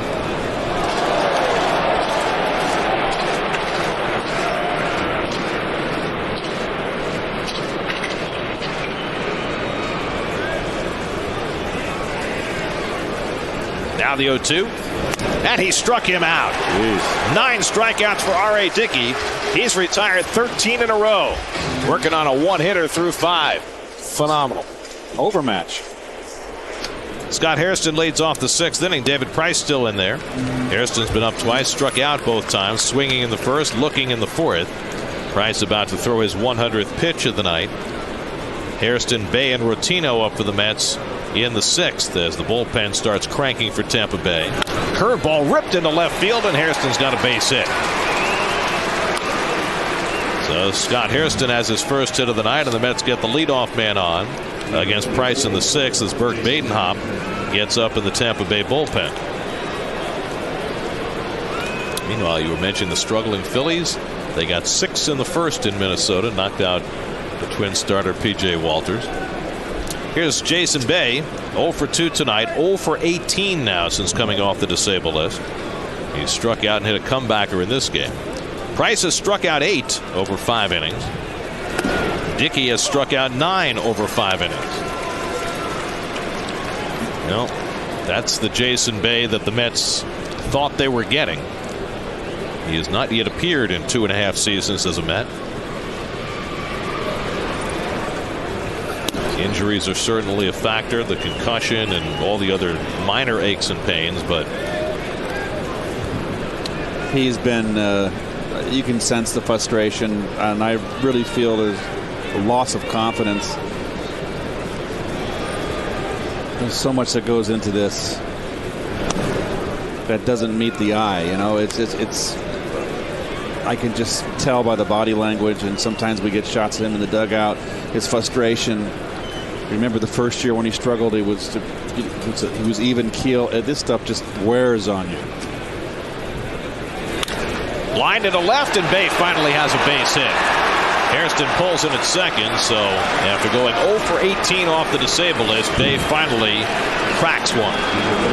And the Mets have the first 2 men out against Price in the 6th. This is a changeup here. Out in front. Towards the end of the bat, but they're just touching up Price, and Price has lost a little bit of that fastball. He had allowed only 1 hit over the first 4 1/3 innings. He's given up 6 hits to the last 8 batters. Mets scored 3 in the 5th, and now poised to add here in the 6th. Vinny Rotino is up, and Carlos Pena is playing in as though he's expecting a sacrifice. Well, you've got to. There's a possibility here. There is a possibility. Well, that wouldn't be bunting with your 7, 8, and 9 hitters coming up. That's hit down the right field line, and Rotino's got a base hit. Hairston will come in to score. Bay racing for third as Joyce plays into the corner. Bay will stop at third, and Rotino is in with a run-scoring double. It's 4-0 New York. Well, I think that's going to be all for Price. There he is getting lit up. 7 hits by the last 9 batters, 3 straight hits to start this 6th inning. The Mets now with a 4-0 lead and a chance for a lot more. Well, nicely done, Vinny, who doesn't get to play much, but when he does play against a left-hander, he's a threat. He's a swinger. I told you shouldn't bunt. Well, I said it was a possibility. Joe Madden obviously thought it was a possibility. He's going to stay with Price for 1 more batter with the left-hand hitter up. Ike Davis, who drilled a double to right center to get the whole thing in motion with 1 out in the 5th. The infield comes in. The Rays already 4 runs behind. Can't afford to give up any more. And Ike is moved back off the plate. It's been the weapon of choice for Price all night. Bay now at third, Rotino at second with nobody out, and a run already in here in the 6th. Remember last year when the Mets never scored for R.A. Dickey? Yes. And he went 8 and 13 despite pitching well. It's been a different story this year. Of course, R.A. hasn't needed a lot of runs, and tonight he's got 4 in his pocket and a chance for more before he goes back to the mound. The way he's been pitching most nights, he only needs 1. 2-0 to Davis. Yeah, that misses low and inside. Now it's 3-0. Well, this is like a Jekyll Hyde team, huh? At Yankee Stadium, played so poorly, gets swept, come down here against the first place Tampa team and just tearing them up. Doing it tonight against one of the best pitchers in baseball. 3-0 to Davis, and he grounds one over the glove of Pena and into right field. Bay is in. Rotino stops at third. An RBI single for Ike Davis, and now it's 5-0 New York. Swinging on 3-0, and he chopped it just beyond Pena's reach. Well, nicely done by Terry Collins, giving his first baseman a 3-0 hit sign. Going to get a fastball. And fortunate right there. That might be the break that he needs. And that is going to be it for Price, as they have just lit him up. Call to the bullpen brought to you by Verizon Fios. Get Verizon Fios for the internet that can handle everything you do online, no matter how many devices you use. Burke Badenhop on in relief to face Mike Nickius, who put the Mets on top with an RBI single in the 5th. Well, Badenhop, 4 years with the Marlins, came over here in the offseason. A sinker slider pitcher. Mets have seen plenty of him. Nickius 0 for 2 against Badenhop. Another 6'5" pitcher. All these tall pitchers. Infield in, first and third, nobody out. And Badenhop gets ahead on Nickius 0-2. Well, it was quite a night for David Price. For the first 4 1/3 innings, he allowed no runs and 1 hit. Then 8 of the last 10 batters got base hits against him. And he's given up 5 runs and on the hook for a couple more. Well, I think you made a good point, Gary, in a commercial break, is that this club made him work early. He came out throwing smoke. In the last inning or two, he lost a little bit of it. Down to third, off the glove of Rhymes, and he has no play. The bases are loaded. Good base running by Rotino to go back to the bag, and Rhymes couldn't handle the hop, and Nicky is able to reach. Well, we'll see how they roll this. You can actually, you got to go back to the bag, and then you can kind of follow the third baseman down after that. But he booted it. They're going to give Nicky credit for a base hit. Wow. His second of the night. So now the bases are loaded for Omar Quintanilla. Well, I would give that an E5. I'm sorry. I would too, particularly with Nickius running. You handle that cleanly, you throw him out easily. Yep. 5 straight hits for the Mets to start this 6th inning. Infield stays in for Quintanilla, and he takes high from Badenhop 1-0. Well, the Mets scored 11 runs last night, and it took them a while to get it cranked up tonight. But 3 in the 5th, 2 home here in the 6th, and a chance for a whole lot more. Well, remember, the Mets started out this road trip 1-5 and made all the mistakes that cost them that 1-5, and now they're playing the Rays here, and they're making the mistakes. It's the 3rd error in the series for the Rays. They made 2 errors the first night. Even though they don't score this one an error. That's true. In my book, it's an error. But the Rays have not been as good a defensive club as they are accustomed to being. Now, part of that is injuries and shuffling people around, but they've been an outstanding defensive team the last couple of years. 2-1 now to Quintanilla. With Andres Torres on deck, the Mets now with 5 runs and 10 hits. Price threw 109 pitches over 5 innings plus, charged with 9 hits, 5 runs so far. Walked 3, struck out 8, threw a wild pitch, and is on the hook for his 4th loss against 8 wins. And Quintanilla drives a base hit. That brings in Rotino. Davis will come home as well. Upton's throw not in time. A 2-run single for Omar Quintanilla, and the Mets are pouring it on. It's 7-0. Well, this is what you call a hit parade. 6 straight hits for the Mets to start the 6th inning. Well, Badenhop falls behind. What's he going to do? He's got to throw his little sinker to the left-hand hitter. It's just so predictable. Nicely done by Quintanilla. And Rotino, who got a big double earlier in this inning that drove in a run. And Ike Davis, of course, with an RBI single. He scores. All good for the Mets. Still nobody out. 4 runs home in the inning. And now Andres Torres is 2 for 3 tonight.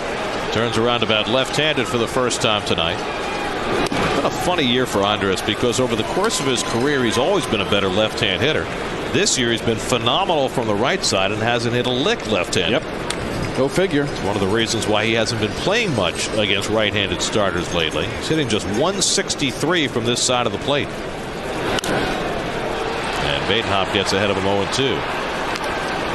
So the line is complete now on Price. He gets charged with 7 runs and 9 hits over 5 innings plus, and that's going to blow up his ERA. Started the night at 2.40, which was 3rd in the American League. Finishes the night at 3.01. Well, the Mets had been struggling to score in the last couple of series against the Nats and the Yankees. Not these 2 games here in Tampa Bay against the best pitching staff in the American League. Well, they're a resilient bunch, and I tell you, they got luck with the scheduling, getting an off day before the series. Rodriguez with a flip, Johnson with a turn, and they double up Torres. 2 out. 4-6-3. Nikias moves over to third. Let's check in with the studio. Chris Carlin has a Fujifilm game break.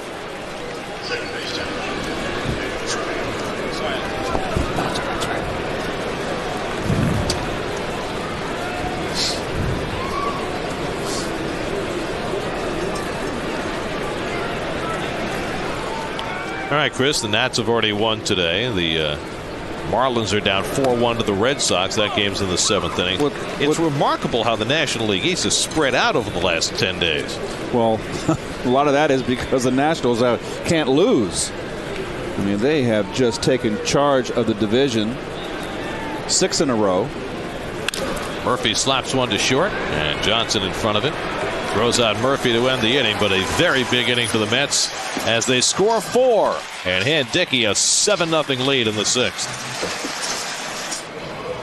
Been another good night for the Mets here in St. Petersburg. A 7-0 lead now for R.A. Dickey, who has been just tremendous again. And guys, down here for the last couple of innings, just watching R.A. wanted to get a sense behind the plate of what it's like to be a Rays hitter. And, you know, even fascinating to watch him in his warm-up pitches. You know, he has 8 knuckleballs that all go a different way, and it's like he's controlling it. And, you know, he threw a couple of those high risers, which you guys have mentioned the last couple starts. And I tell you, as the hitter, it just seems like there's not enough reaction time. You know, you're back there, and all of a sudden, boom, it's on you. You try to make a decision, and then Nikias is catching it high. I mean, even just watching the warm-ups there, he threw one high, he threw one that kind of had a sweeping movement to his left, and then one that kind of had a 2-seam fastball type movement. But it gets on you, I think, a lot quicker than maybe it looks on television. That's what I've noticed back here, guys. Johnson flies one out to left field, and Jason Bay has it lined up, one away. Well, the numbers are just phenomenal. I mean, they're off the charts at this point.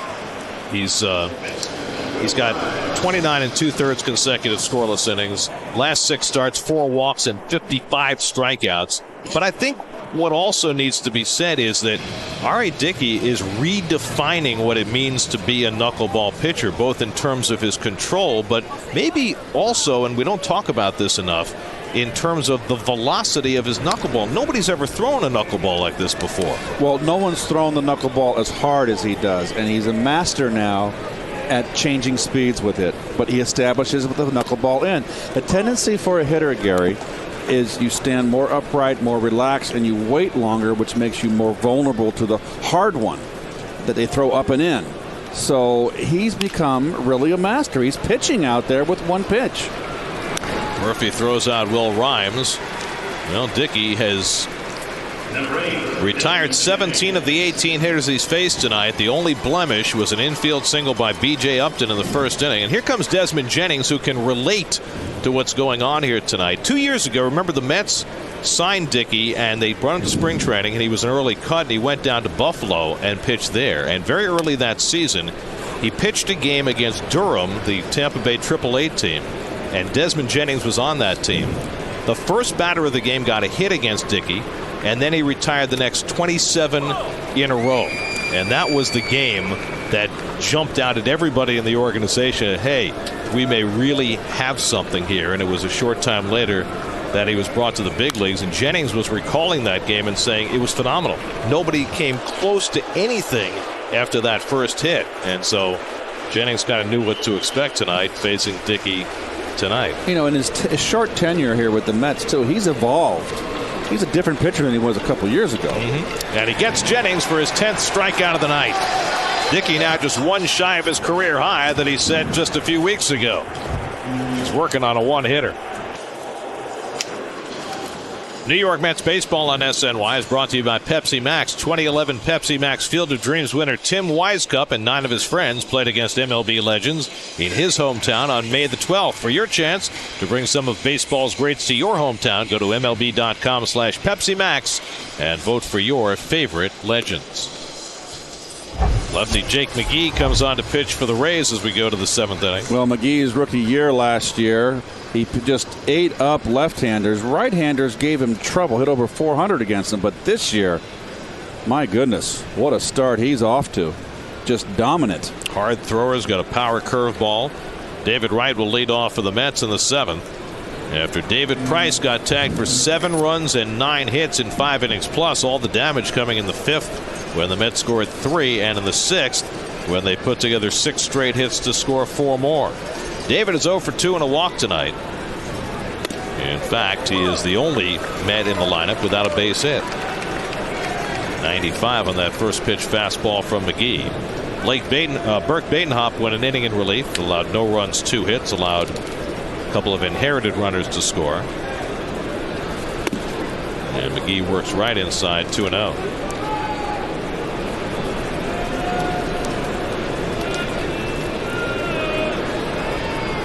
Well, the Mets came into this series faltering in many respects. The one thing that has stood out for them, even as they have not played well the last week, was that their starting pitching continued to excel. Other than the hiccup by Santana on Friday night at Yankee Stadium, G and Neese both pitched well over the weekend, and last night they got a terrific start out of Chris Young, considering that he had to work around some difficulties. Not his fault.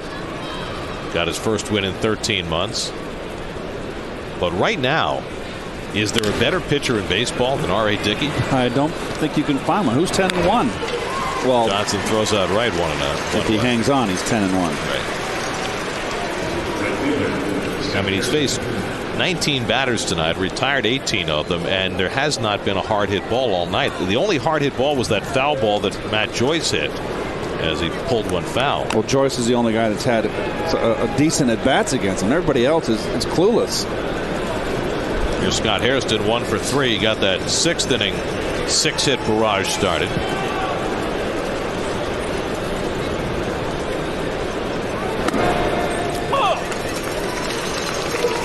Wade Davis is up in the bullpen now for the Rays.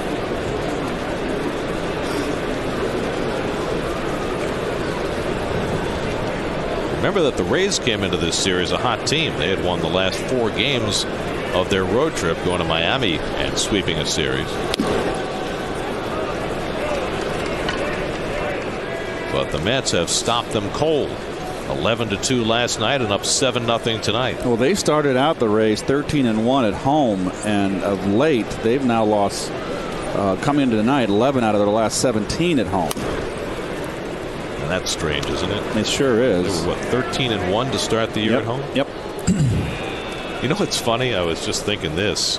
There's been a lot of conversation about the Mets and how they've been able to forge the record that they have, and the fact that they've been outscored this year, which leads some people to think that what they've done is unsustainable. Well, right. The last 2 nights, they've certainly worked on their run differential. They're plus 16 in this series so far. So does that mean that it's no longer unsustainable because they've got a couple of potential blowout victories? All smiles there. 2 guys in the middle. In fact, right now for the season, the Mets are now only -3. Swing and a miss. Hairston out on strikes, and that's the 2nd out of the inning. So 2 out and nobody on. REO Speedwagon is coming to Citi Field for a post-game concert this Friday night to kick off the Mets post-game concert series presented by Dwayne Reed and Ben & Jerry's. Catch REO Speedwagon live in concert after the Mets-Reds game. Get to Mets.com. Here's Jason Bay, who finally picked up a base hit his last at bat after going 0 for 18 in his return from the disabled list. Single to left and scored a run in the 6th inning.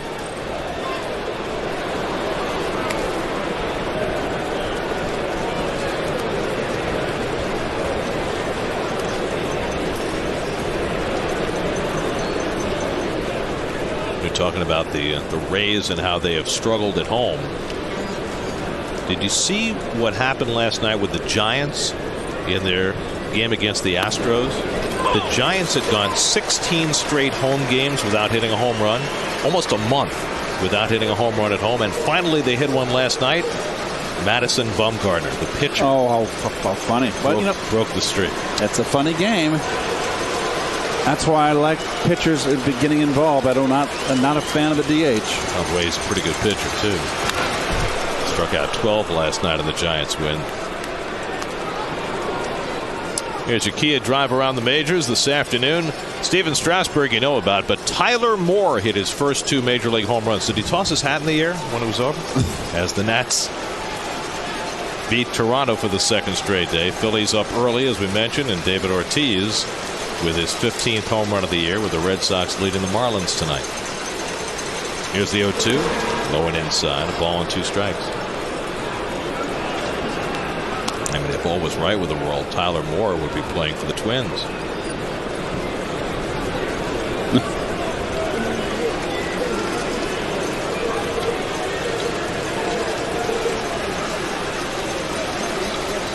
I'm sure Mary would be proud. Here's the 1-2. Fly ball right field, and Joyce is right there waiting for it. So Jake McGee comes in and pitches a 1-2-3 inning. That'll take us to the 7th inning stretch. R.A. Dickey back to the mound with a 7-0 lead. 9-game homestand beginning Friday. Carlos Pena leads off the home 7th and pulls one foul. R.A. Dickey's retired 16 in a row since the only base runner against him, an infield hit by B.J. Upton with 2 out in the 1st. Dickey is now on the edge of some history. If he can retire the side without a run scoring, he would tie Jerry Kuzman's club record. Right now, Dickey's scoreless string is at 30 2/3 innings, 1 behind Kuzman, who set the record almost 40 years ago. Now it skips away from Dickey. It's 1-1. Pena, Upton, and Joyce up against him. The other thing that Dickey is trying to do tonight that no Met starting pitcher has ever done. None has ever won 4 straight games, 4 straight starts without allowing a run in any of the 4. 2 other pitchers had done 3 straight, which Dickey has done coming into the night. A little flare past Davis. Dickey's going to have to cover. Murphy hits him with the throw and got him. Nicely done by Murphy and Dickey for the first out. Well, good heads up by Dickey, realizing that there is that power shift over there, and pitcher's supposed to, anything hit to the right side of the infield, pitcher's supposed to break, and he does. Very nice.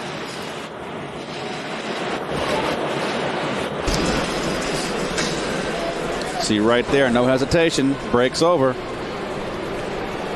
That's what you're supposed to do. That's why you work on it in spring training.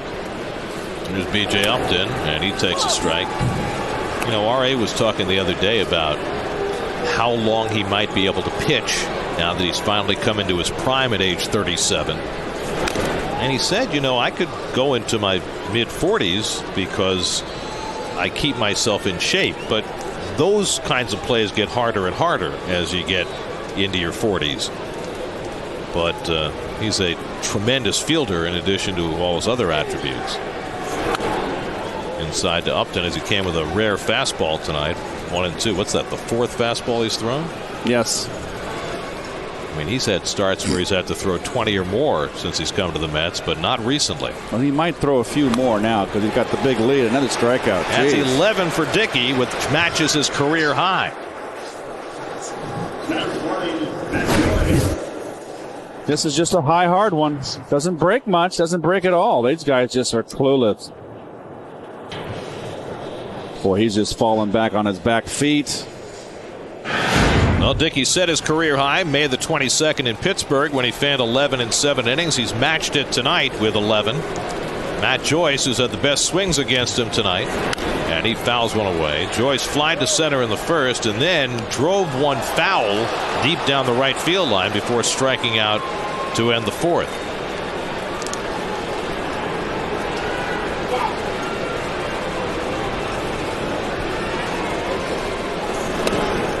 Joyce takes one just inside, a ball and a strike. That's have the full shift on against Joyce, who had 3 hits in the game last night. And that one sails away. And that is as poor a pitch as Dickey's thrown all night. 85 pitches, 63 of them for strikes. And I'm sure he is very much aware of the scoreless string he's got running here. Pulled foul, and now it's 2-2 to Joyce.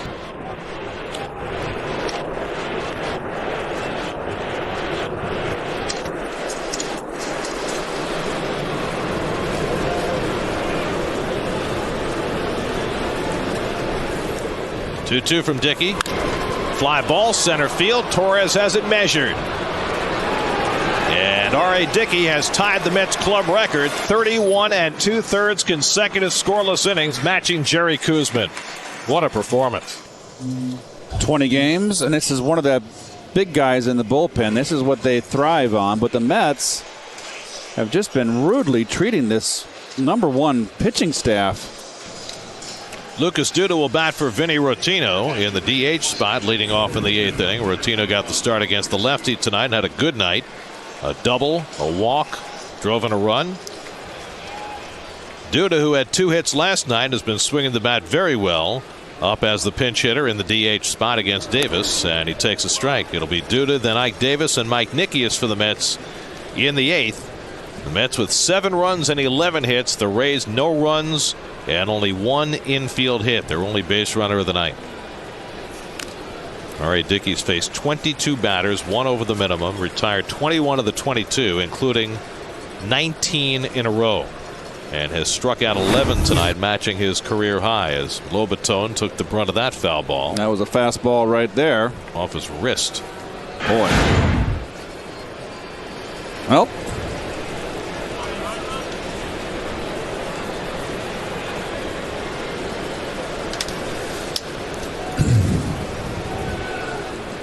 Joe Madden getting work for several of his relievers, an inning at a time. Badenhop an inning, McGee an inning, now trying to get an inning out of Davis, who is a relief pitcher now but works out of the windup because, well, frankly, he'd rather be a starting pitcher, and he's made no bones about that. But with the starting staff the Rays have assembled, there's no room at the inn right now for Wade Davis. Made 29 starts each of the last 2 years and won 12 and 11 games for the Rays. And Duda lays off the breaking ball, 2-2. Well, there was an article in the paper the first day of the off day in the Tampa paper about how Don Zimmer had a talk with Davis, who was obviously disappointed, wanted to start, and Zimmer's quote was, "I reasoned with him that you can play a lot longer being a utility player or in the bullpen." Well, okay, that sounds okay, but you know, there's something about starting, and but anyway, Joe Madden had to talk to him and tell him it was best move for the team, and the team comes first. And he stated he had to put his ego behind him, and that he didn't want to go to the bullpen. So he has done a good job there. So he's acclimated himself. Well, I think he was a little perturbed when Jeff Neiman went down that they used Alex Cobb to fill in that spot in the rotation rather than taking him out of the bullpen. But I think at this point, as Duda draws the walk, Joe Madden just thinks that Davis can give them more value over the course of the season rather than just filling that hole in the rotation if he stays in the bullpen. Now, down the road, he's only 26 years old. Whether it's the Rays or somebody else, he may get a chance to start again. Well, here's Ike Davis, who's had himself a very productive night. He walked in the second, got the Mets started with a double to right center against Price in the 5th, and then on a 3-0 pitch, bounced one over the head of Pena for a run-scoring single in the 6th. So Ike is 2 for 2 tonight, 6 for 9 over his last 4 games. And a fly ball out to center field, and Upton drifting back and puts it away, 1 out. So Davis retired, 1 out and 1 on. Mike Nicky is coming up. Well, we've talked during this series about Henry Mejia and his possible elevation sometime soon into the Mets bullpen, but there's a whole lot more going on down below. Kevin's got the rundown. Well, we've been talking about these big stud pitchers as well as other minor leaguers, which we'll get to, but boy, Zach Wheeler has been flat out dominating in Double-A Binghamton, guys. 10 starts. He's got an ERA of 1.66. He's won 5 consecutive starts now, and he's just been ridiculous, really. He's dominating that level, and you can only expect to call up the AAA Buffalo soon. I talked to Pedro Lopez, did a great job throughout this Mets system the last couple of years, manager at Double-A. He said still for him it's working on fastball command. He does have that dominant stuff, but it's been impressive, like Nickius, and he's going to yank it foul. He said the thing is, when you look at it, other than his line scores at the end of the games, which are impressive, his fastball command and his walks are getting better and better. 2 starts ago, 7 innings, 8 strikeouts, no walks.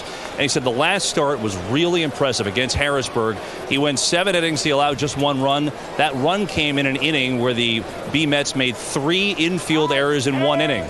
1 run scored. He got a double play ball and a ground ball. He said just to see him bear down and get out of that was really, really impressive. Guys? Well, we talk all the time about pitchers and their progression through the minor leagues, and it goes for hitters too, that you want to see them dominate a certain level. And you'd have to say right now Zach Wheeler is dominating Double-A. Well, he's the big guy in that trade, the Beltran, when they let Beltran go to the Giants, and building for the future and building pitching, and that's what I love. And the Mets got 4 nice little prospects down there that are not that far away, and Wheeler right now seems to be the one that's ahead of everybody. Well, meanwhile, we talk a lot about the Met pitchers, but a very important future piece in the outfield just won a significant promotion, Kevin. Yeah, Matt Den Decker goes to AAA Buffalo, where he had his debut last night, 1 for 4, a double and a walk. And again, I talked to Lopez about him, and he said the biggest improvement, and it's been a big one, is approach against left-handers. He used to go out of the zone all the time, used to be completely pull happy against left-handers. Said it's the total opposite with him now. He likes to go the other way. He does not lay, he lays off pitches out of the zone a lot more. He said with Den Decker it would be funny. Earlier in the year, he'd somehow have 3 hits in a game, and the other 2 at bats were strikeouts, but he's cut that down a lot as Nickius goes down on the K here. And that's what the biggest thing for him has been.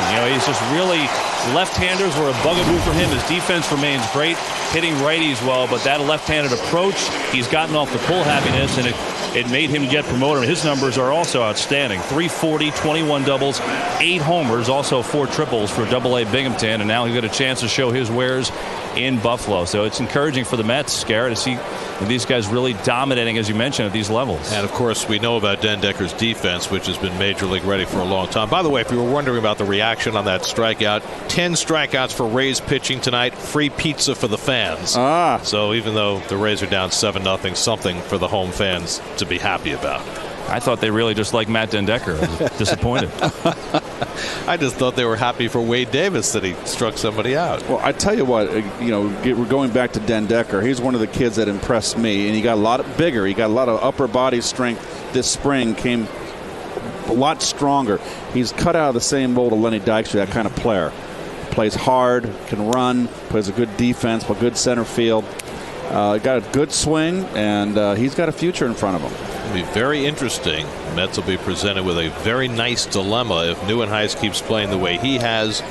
Den Decker at some point, whether it's later this year or next year, is ready to come to the big league level. That's 2 very impressive young outfielders. There's a fastball strike to Quintanilla, and it's 2-1. Omar had a big 2-run single to cap the Mets' 4-run 6th inning. There's your hospital for special surgery Mets box score, and everybody's been involved except for David Wright, who's 0 for 3 tonight. The biggest hit probably, you'd have to say, belonged to Mike Nickius, the one that put the Mets in front in the 5th inning. Since then, it's all been gravy the way R.A. Dickey's been pitching. Dickey working on a 1-hit shutout as he takes the mound for the 8th. Andres Torres waiting on deck.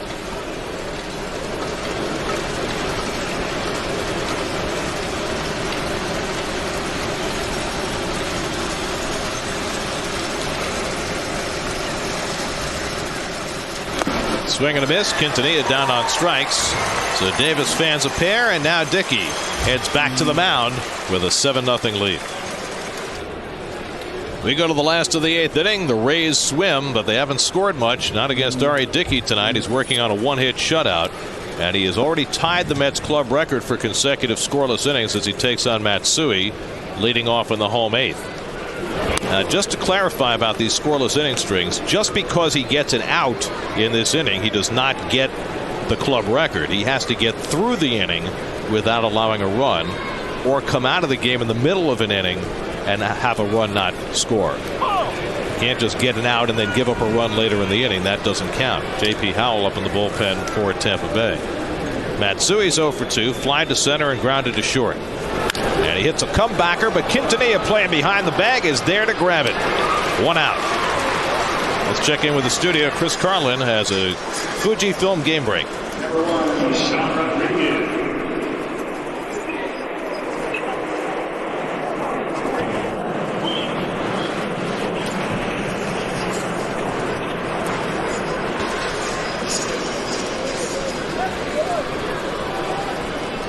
Flounder, very nice.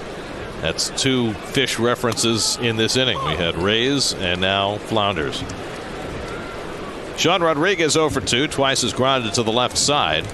And there's the very slow knuckleball at 64. And he gets ahead 0-2. Dickey has retired 20 batters in a row since B.J. Upton's infield single with 2 out in the first inning. The only blemish against his record tonight. No walks, 11 strikeouts. Off the corner to Rodriguez, 1-2. Well, the Rays fans may have to be content with free pizza tonight. There's not much else. Swing and a miss. He struck him out. A career high 12 strikeouts for R.A. Dickey. This lineup outside of Matt Joyce hasn't got a chance. He just continues taking it to a bigger and higher level every game. So now he's 1 out away from breaking the Mets club record for consecutive scoreless innings. Jose Lobaton the batter, and he pulls one down to third. David Wright backs off to grab it, makes the long throw. Ike Davis picks it, and R.A. Dickey has a Mets club record 32 2/3 consecutive scoreless innings, working on a 1-hitter through 8. Wow. J.P. Howell comes on to pitch the top of the 9th for Tampa Bay. Howell worked last night and had a dreadful time of it. Gave up the 3-run homer to Ike Davis that put the game away in the 7th. Andres Torres takes a strike. Torres 2 for 4 tonight, a single and a double. He scored a run. Mets with 7 runs and 11 hits. They got all their runs in the 5th and 6th innings. 3 in the 5th, 4 in the 6th. All charged to David Price, and the curveball ripped into left, and Torres has his 3rd hit of the night.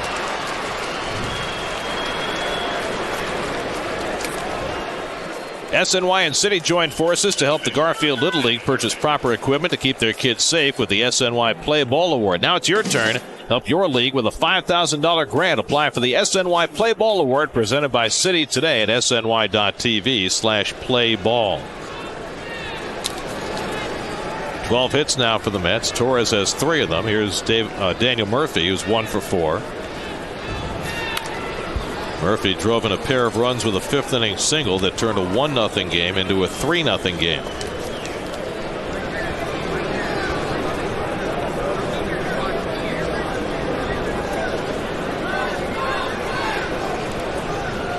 Pena not holding Torres on in a 7-0 game in the 9th. And the curveball whacked down the left field line, and Murphy's got a base hit. Torres to third. Jennings plays the carom. Torres will pull in at third, and Murphy has his 2nd hit of the night, an opposite field double. Boy, oh boy. J.P. Howell's struggles continue. He's faced 6 batters in this series now and has given up 5 hits. And David Wright will step in. Meanwhile, R.A. Dickey sits on the bench thinking about trying to complete a 1-hit shutout. Dickey's thrown 96 pitches, so there's no contemplation at all of him doing anything but finishing this game. Bidding for his 2nd career 1-hitter. Remember, he threw one against the Phillies 2 years ago when Cole Hamels had the only hit. There are your City probables for tomorrow. Johan Santana, 2nd start after his no-hitter, going up against Jeremy Hellickson, looking for his 5th win of the year after his great rookie year last year. Infield in for the Rays against Wright, who's 0 for 3 and a walk. And David takes a strike. Boy, 84 mile an hour. I just feel for Howell. Well, he's a guy who missed a year and a half because of shoulder problems. Came back last year, struggled, and it's been a struggle for him again this year. He used to be a dynamic reliever for the Rays. And David hits one out to right center field, back toward the gap. Upton going back with Joyce, and it lands on the warning track and hops up against the fence. That'll bring in 2 as Torres and Murphy score on the double by David Wright, and the Mets stretch their lead to 9-0. So Wright, the last hitter in the order to get a hit tonight, and it's a 2-run double, his 20th double of the year. Did Upton even have an effort to go after this ball? It's a fly ball. It's B.J. Upton. Watch him. This has been his entire career, Keith. He's not that kind of player. Getting a fist fight if you're a pitcher in the clubhouse with that kind of effort.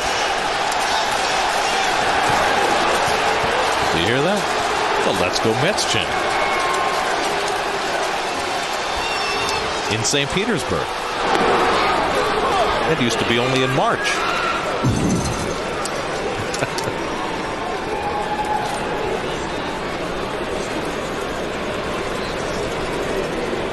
Mets now with 9 runs and 14 hits, and there's nobody up behind Howell in the Rays bullpen. He's got to try and finish this inning.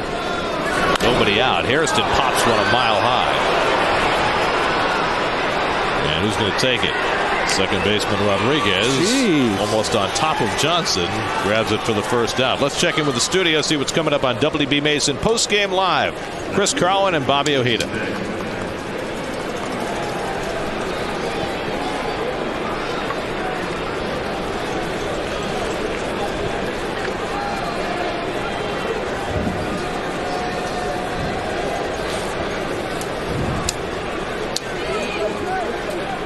Sure that even RA has enough adjectives to describe what he's been doing recently and especially tonight.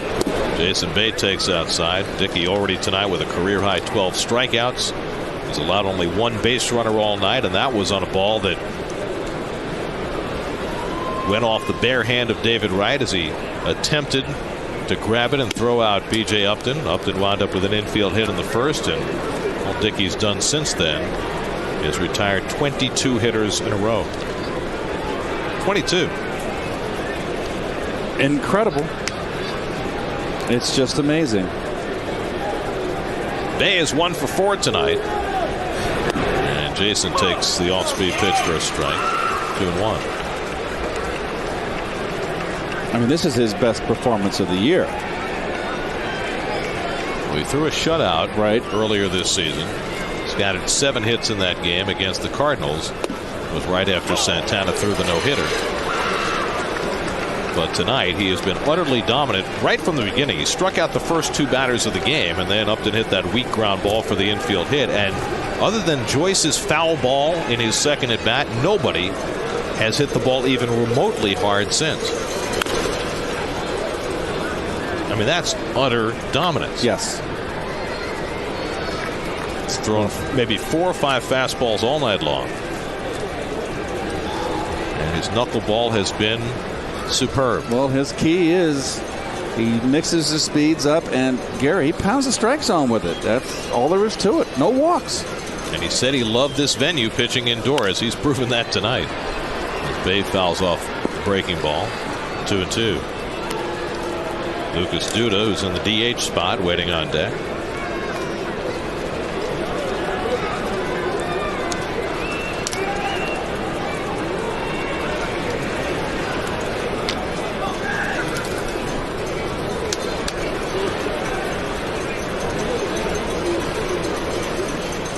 Now the 2-2 from Howell, and he misses inside. A full count to Bay. Looking ahead to that 9th inning, Dickey will face 8, 9, and 1 on the order. Elliott Johnson, Will Rhymes, and Desmond Jennings are due. They've got Luke Scott sitting on the bench, so he might pinch hit in that bottom of the 9th. Now the 3-2 to Bay, and he pulls one on the ground to shortstop. They're playing the overshift, and that pays off for the Rays. Johnson throws him out for the second out. New York Mets baseball on SNY is brought to you by Bob's Discount Furniture, proud to be the furniture store of the New York Mets. By Columbia Pictures movie That's My Boy, starring Adam Sandler and Andy Samberg, in theaters this Friday. And by Lexus. Not often that we get Meet the Mets underneath our billboards. You like that? Well, it's a hey, these last 2 games get you in that mood. You know, the fans are true to the orange and blue.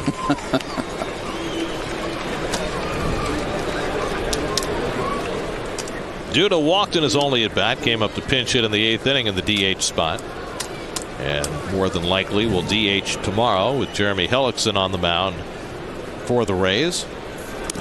It'll be the last DH game for the Mets this year, so they can put that abomination in their rearview mirror for another season. Thank goodness. There's some Met fans. They were making a lot of noise a few moments ago. Mets will still have 6 more games against American League competition, but all of them at Citi Field. with the Orioles coming in for 3 and the Yankees for 3 next week.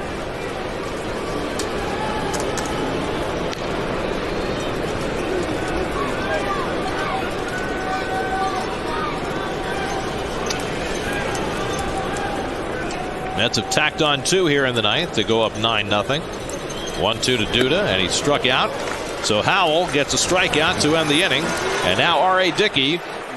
Mets have had 35 one-hitters in their history. Dickey will try and tack one on.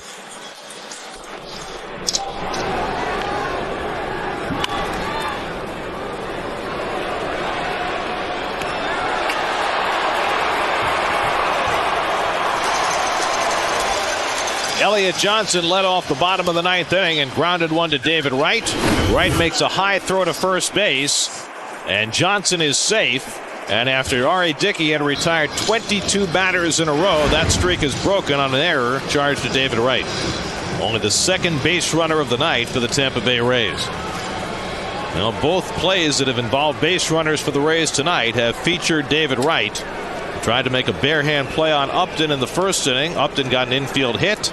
And now Wright's throwing error allows the Rays their second base runner of the game. Will Rhymes is the batter. And Rhymes takes a knuckleball for a strike. Rhymes is struck out and grounded to second, 0 for 2. So Dickey will pitch out of the stretch for the first time since the first inning. Let's go back to the first inning and show you the hit. Well, I tell you what, David had to worry about the speed here of Upton, and I think if David could play it back, it's early in the game. You have no clue how this game is going to proceed and evolve. Driven to right field, chasing Hairston back onto the edge of the track to make the grab. Well, that's the hardest hit fair ball against R.A. Dickey tonight. Rhymes is retired for the first out of the ninth. Well, got it covered here. Knuckleball didn't knuckle. Someone finally got some piece of the bat on the ball. I mean, he has just been so dominant. 12 strikeouts, career high.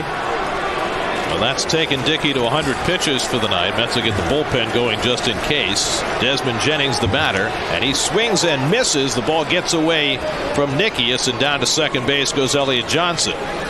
So for the first time tonight, the Rays have a runner as far as second base. Well, Nickius has done a good job. This ball's been dancing all night. It's a pass ball charged to Nickius. That ball just dropped out at the last second. It's tough, boy. 0-1 to Jennings with 1 out. And he taps one foul, and Dickey's ahead 0-2. But Jennings just has no idea what he's doing up there. He hasn't got a chance. Jeremy Hefner on call just in case. I think if Wright could play it back, he'd probably kick himself that he didn't glove it and then throw a quick release and throw. 0-2 to Jennings, and that one goes off Nickius's glove, and that'll send Johnson over to third.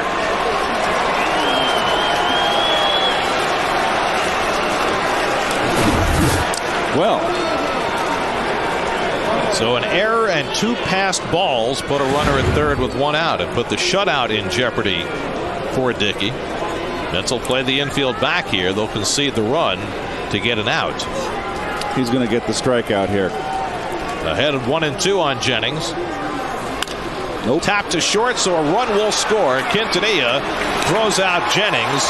The one hitter is intact, but the shutout is not. An unearned run as Johnson comes home to make it 9-1. But the Rays are down to their final out of the night. So some disappointment for Dickey and not being able to secure his second shutout of the season. But he still has just 1 out to go for his second career one-hitter. He had the last one-hitter by a Met. That was 2 years ago against the Phillies. Cole Hamels a 6th inning single for the only hit in that game. And now he's 1 out away from another one-hitter. Carlos Pena is 0 for 3, struck out twice and grounded out his last at bat. And Pena swings and misses at the knuckler, 0-1.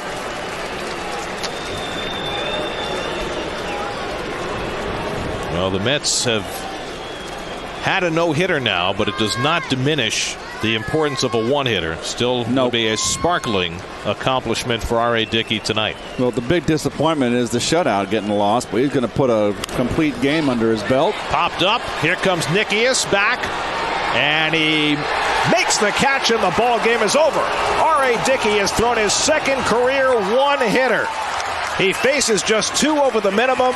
He strikes out a career-high 12 batters, and the Mets have taken the first 2 in St. Petersburg. An utterly dominant performance tonight for R.A. Dickey. Well, Dickey is the story, and he has become the stopper, the ace of this ball club. 10-1, and makes another loud statement for being a starting pitcher on the National League All-Star team coming up in around 3 weeks. So what a performance. No walks too, Gare. A career-high 12 strikeouts from the offensive side. A lot of positive. 14 hits from the Mets, 9 runs. They just pounded this #1 pitching staff in Major League Baseball.